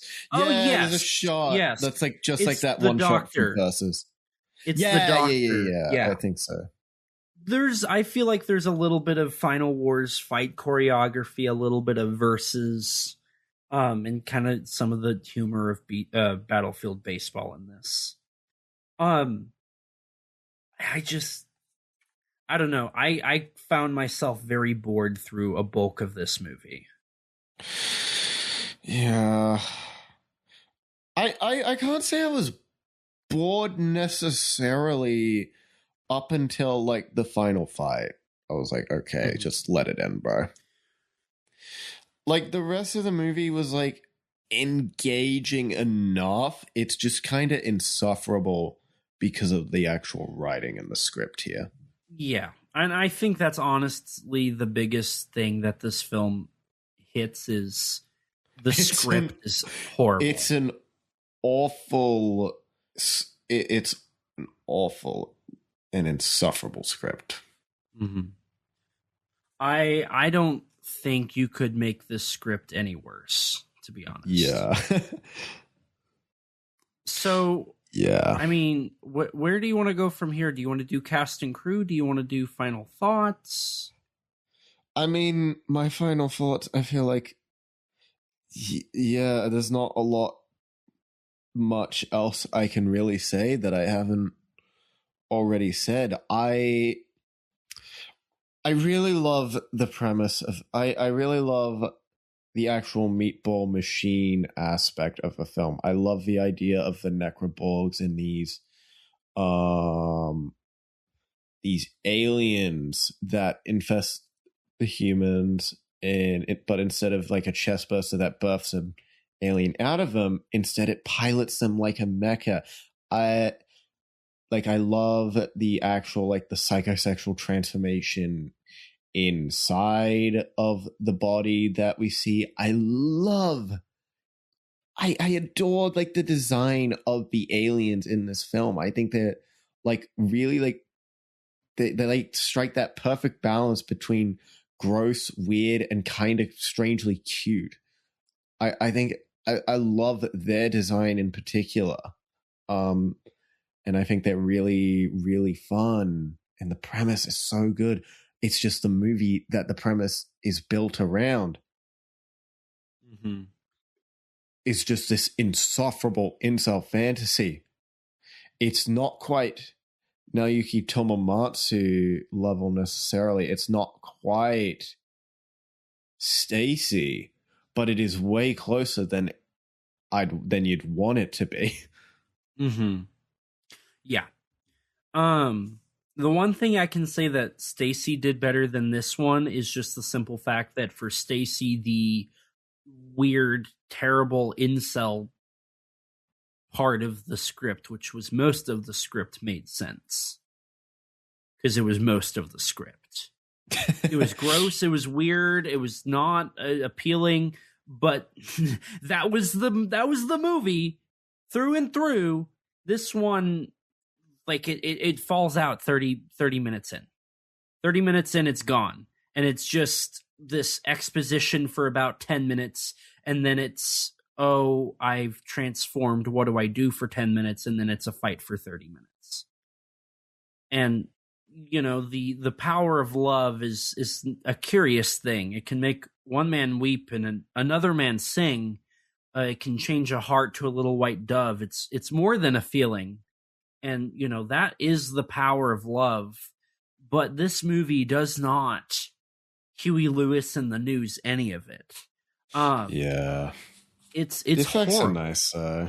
Yes. And I think that's where this film does, like, there's not much CGI. It's a lot of practical, and that was what they wanted. That was what Yamamoto wanted. And it does come across as a very competent special effects film in regards to its effects. Yeah. Did you have anything else you wanted to say before I kind of dive in a little bit more? No, not really. I feel like I've made my point. And I will say, I do think that the movie starts off interesting. I think it could be a little bit better with some editing changes. I do appreciate we don't get, like, everything explained to us about the aliens, but I also feel like you could have taken a little bit more away from that and it still would have been cool. I hate the sexual undertones of this movie, and it's not needed. It's left field. The love story is very underwhelming. It's not developed at all, like we've been saying here. I think that the fact that it had the budget it did have, it shines with that in terms of how it looks with the special effects. I don't think that's enough for me to think that this is remotely a good movie and to be remotely happy with the end result. I do find joy out of early splatterpunk cinema. I've talked about Tetsuo and Versus nonstop because I think those are great. I do appreciate that it's not nearly as over the top as they would get with the Sushi Typhoon Company. That was where I think it really killed itself in terms of a genre. We've tackled stuff that has been either adjacent or in the splatterpunk genre. Def Kappa versus Meatball Machine ends up being kind of uniquely voiceless. I feel like it doesn't leave an impact. It doesn't do a lot to make a film that's really any different or any. It just feels kind of empty. It feels kind of like a filler. That's why I said when I watched this movie, after the first thing I said audibly was that was a waste of time. I do appreciate the fact it relatively stays grounded more than others, and it never feels too campy or over the top, which is kind of ironic to say, I know. At the end of the day, I understand why I knew I had seen this movie before. I've watched it before, but I couldn't remember much about it. And I fully likewise. I understand why. Like it just, there's nothing in here to keep my attention, and it doesn't really shine above any. Like, yes, the effects are good, but you can see those exact same effects in a Kamen Rider thing, or, you know, about 20 other movies from this time or earlier or later. Right. It's a meh kind of movie, you know? I don't think this is a film I will want to revisit. It has a little bit of a cult status. I think a little bit less than most films of this genre do. But Yamamoto, at the end of the day, was really happy with what he got. And he, for a long time, was developing a Meatball Machine follow-up. I don't think it was ever supposed to be a sequel, but it ballooned into an original project he's coming out with called Hellbot. And I'll be curious to see what Meatball Machineisms come from that. Yeah. I mean, I'm still going to check out Meatball Machine Kadoku, in spite of the fact that on rewatch, I definitely enjoyed this film a lot less than previous. It came out 12 years later. It's a different director, a different time. Yeah, it's Nishimura. Come on, Nishimura, please be better. It looks pretty fun. Yeah. Outside of that, is it about time you get into the cast and crew? Most certainly. Starting with our cast, we have Issei Takahashi as Yoji, who was in Kill Bill Volume 1, Shin Godzilla, Shin Ultraman, Kyoryu Sentai Zyuranger, Ultraman Cosmos, Ultra Q Dark Fantasy, Ultra Zone, MM9 Monster Magnitude, the 2009 stage show of The Human Vapor, and The Great Horror Family. Aoba He's Kawai, also in the JoJo sequel. That is true. Who played Sachiko, was in Mysterious Ghost Stories of the Writers, Tokyo Ghoul, and Japan Sinks Hope. Toru Tezuka, who played Sujimoto, was in Love and Pop, Gamera 3, Revenge of Iris, Uzumaki, Dead or Alive 2, Birds, Cutie Honey, Japan Sinks, Noriko's Dinner Table, Strange Tales of Yokai, Ichi, 20th Century Boys 2, The Last Hope, 20th Century Boys 3, Redemption, Kamen Rider X Kamen Rider W, and Decade, Movie War 2010, Shin Kamen Rider, Death Sushi, Miss Zombie, Love and Peace, Shin Godzilla, and Kaiju Yaro.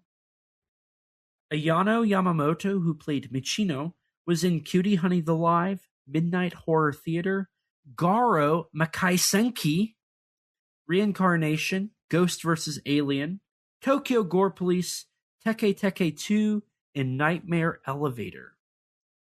Shoichiro Matsumoto, who played Doe, was in Versus, Azumi, Reincarnation, Azumi 2, Death or Love, Cromartie High School the Movie, of which he wrote the screenplay for, 10 Nights of Dreams, Ghost vs. Alien, Rock Hunter Laimon, Ichi, Tokyo Gore Police, Goemon, Shock Labyrinth 3D, Jellyfish Eyes, Howling Village. He was one of the dub actors for Godzilla Final Wars. He came up with the original concept for Origami. He was the screenwriter and assistant director for Akira Soji's Moonlight Mask movie, and he was a part of Battlefield Baseball. Kenichi Kawasaki is a part of the cast, and so is Taro Suwa, who was in Door 3, Cure, Ring 2, Tomie, Battle Royale, Echo Echo Azarak, Tetsujin 28, Mirror Man Reflex, Gamera the Brave, The Machine Girl, L Change the World, Orochi, Zom Video, Attack on Titan the Movie, Part 1, Shin Godzilla, Ultraman Orb the Movie, Let Me Borrow the Power of Bonds, Sadako, The Great Yokai War Guardians, Ultra 7 1999, Final Chapter, Ju-On the Grudge, Ju-On the Grudge 2, Yakuza Zombie, Kamen Rider Double Returns, Kamen Rider Asil, Bakuryu Sentai Abba Ranger, 20th Unforgivable Abare, Ultra 7 Earthlings Planet, Ultra Q Dark Fantasy, Ultraman Max, Ultraman Orb, Ultraman Blazar, Super Light Warrior Chenzerion, Kamen Rider Agito, Kamen Rider Blade, Kamen Rider Den-O, Kamen Rider Decade, Kamen Rider Wizard, Kamen Rider X-Aid, Hyakuju Sentai Gao Ranger, Bakuryu Sentai Abba Ranger, and Garo Makai Senki. As for your crew, you have Junya Kato as the screenwriter who also worked on Cromartie High School the Movie, Death Trance, 10 Nights of Dreams, Ghost Theater, and The Great Big Horror Theater. Tomohide Harada was your composer who worked on 8 Man After, 10 Nights of Dreams, and Love Exposure. Kazuhiro Kura was another composer.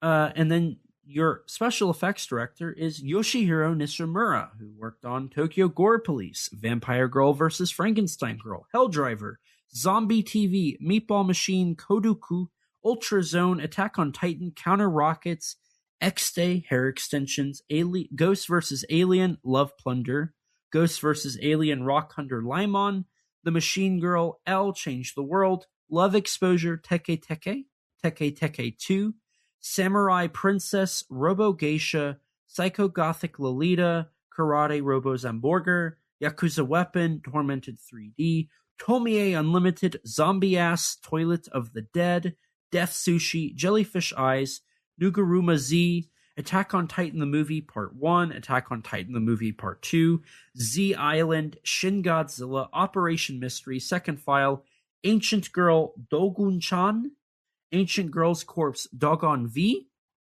Yodai Yamaguchi was your co-director, story, and editor, along with supervisor, who worked on Kazuo Umezo Horror Theater, Cromartie High School the Movie, 10 Nights of Dreams, Yakuza Weapon, Deadball, Battlefield Baseball, Roku Roku, The Great Horror Family, Garo Makai no Hana, Meatball Machine Origins, presumably, and Versus. He also had some involvement in Meatball Machine Kodoku, but I don't know to what extent. Mm-hmm. Junichi Yamamoto, your co-director and original story, worked on Linguna Mania, Meatball Machine Origins, Slit Mouth Woman Returns, and of course, he had a credit for Meatball Machine Kodoku. And then finally, your producer, Yukihiko Yamaguchi, worked on Kaiju Mono, Zom Video, and Unholy Women. And that is your casting crew. Yay, we're done with Meatball Machine. Or are we? So, Rex, I think there's one last thing we have to say. And what is that? Well, allow me to start by saying hello. I'm Elijah, and I have a kaiju and tokusatsu problem. Joking aside, I am Elijah Thomas. I am a writer. I've written for GodzillaMovies.com, Kaiju Ramen Magazine, Kaiju United. My writing has been featured in the book Giant Bug Cinema, a Monster Kid's Guide from Bear Manor Media. I also contributed the foreword to the book G Cinema, an exploration and celebration to Japan's Monster King by Daniel DeManna from Fonthill Media. I have also been given the privilege to work with my good friends at Giant Monster BS on their second season as a creative consultant, covering independent kaiju films. As a quick aside, they did do an episode on Robo Geisha and Death Kappa, which are great films to dive into We also did an episode on Death Kappa, but theirs is actually a little bit better than ours. You can dive into a little bit more in the world of splatterpunk cinema with both of those if you want to learn a little bit more. I am also a bonus feature producer for SRS Cinema, working on various titles such as Yuzo, The Biggest Battle in Tokyo, Hoshi 35, Outer Man, and the upcoming Brush of the God, along with various other titles. It's getting to about a dozen titles I've worked on so far. You can order these Blu-rays on srscinema.com or the DVDs from any major online retailer. And as I can now talk about it, I was commissioned by Umbrella Entertainment to produce an audio commentary for the cult hit J-horror film Uzumaki, which is available on a Region B Blu-ray on boutique label websites. I'm also a filmmaker. You can check out some of my stuff on my YouTube at AT13 Productions, or you can see some of my short films and older YouTube videos, along with an ever-growing playlist that features all of my appearances on YouTube. You can also check out my action figure photography on my Instagram at ET13_productions and my X, the artist formerly known as Twitter, thanks Danny, at the same handle. Now Rex, where can people find you at? Well, dear listeners, you can find me on YouTube at Rexino, on Twitter at Rex_Xenomorph, and on Instagram, Rex_Xeno. And as for the podcast, don't forget to rate us on iTunes. That boosts our ratings and helps us get recommended to more people just like you. If you don't have an Apple device, which I don't blame you, that's actually a lie. I'm using a MacBook to do this podcast. But you can rate us on Spotify. To stay up to date with all things Kaiju Conversation related, head over to www.kaijuconversation.com to find all of our episodes, social media, news, and updates. Follow us on Twitter at KAIJU_CONVERS. If you don't have a Twitter, you can follow us on Instagram or like us on Facebook. If you're like me before podcasting and you don't have any social media, lucky you. You can email us at kaijuconversation@gmail.com, all lowercase, all one word, you know the drill. And as always, we'll read your reviews on air for everyone to hear, just like we did at the beginning of this episode. We also have a Teespring store. Eventually we'll have original artwork on there, but until then you can sport our awesome logo on a t-shirt or maybe even a coffee mug. If you'd like to chat with us, check out our Discord server full of others that have similar interests to you. Recently, we had a discussion about Godzilla vs. Megaguirus and Godzilla 2000 and where people rank them in their personal rankings.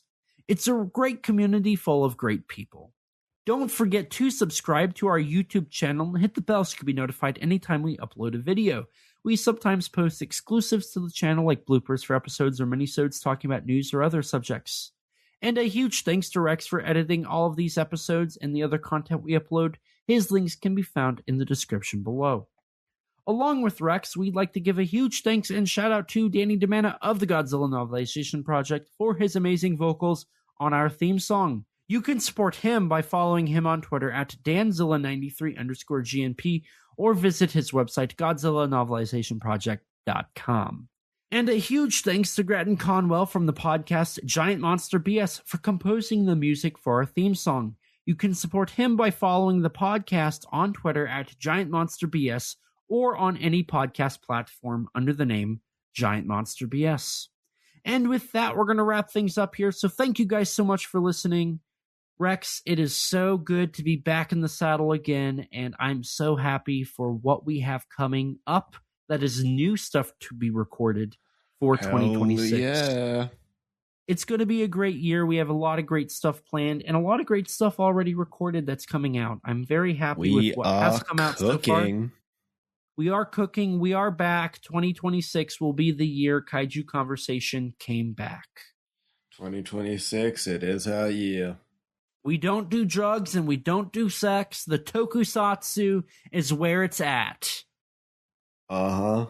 Yeah. Oh, yeah. And with that, I think we just have one last thing to say, and that is, as always, please remember, life's too short to not talk big. Bye, guys. Bye. We are set, we are in debt, there's nothing to sweat. Life's too short now, baby. Kaiju. Not too big now, baby. Conversation. His name's Elijah. some Rex now, baby.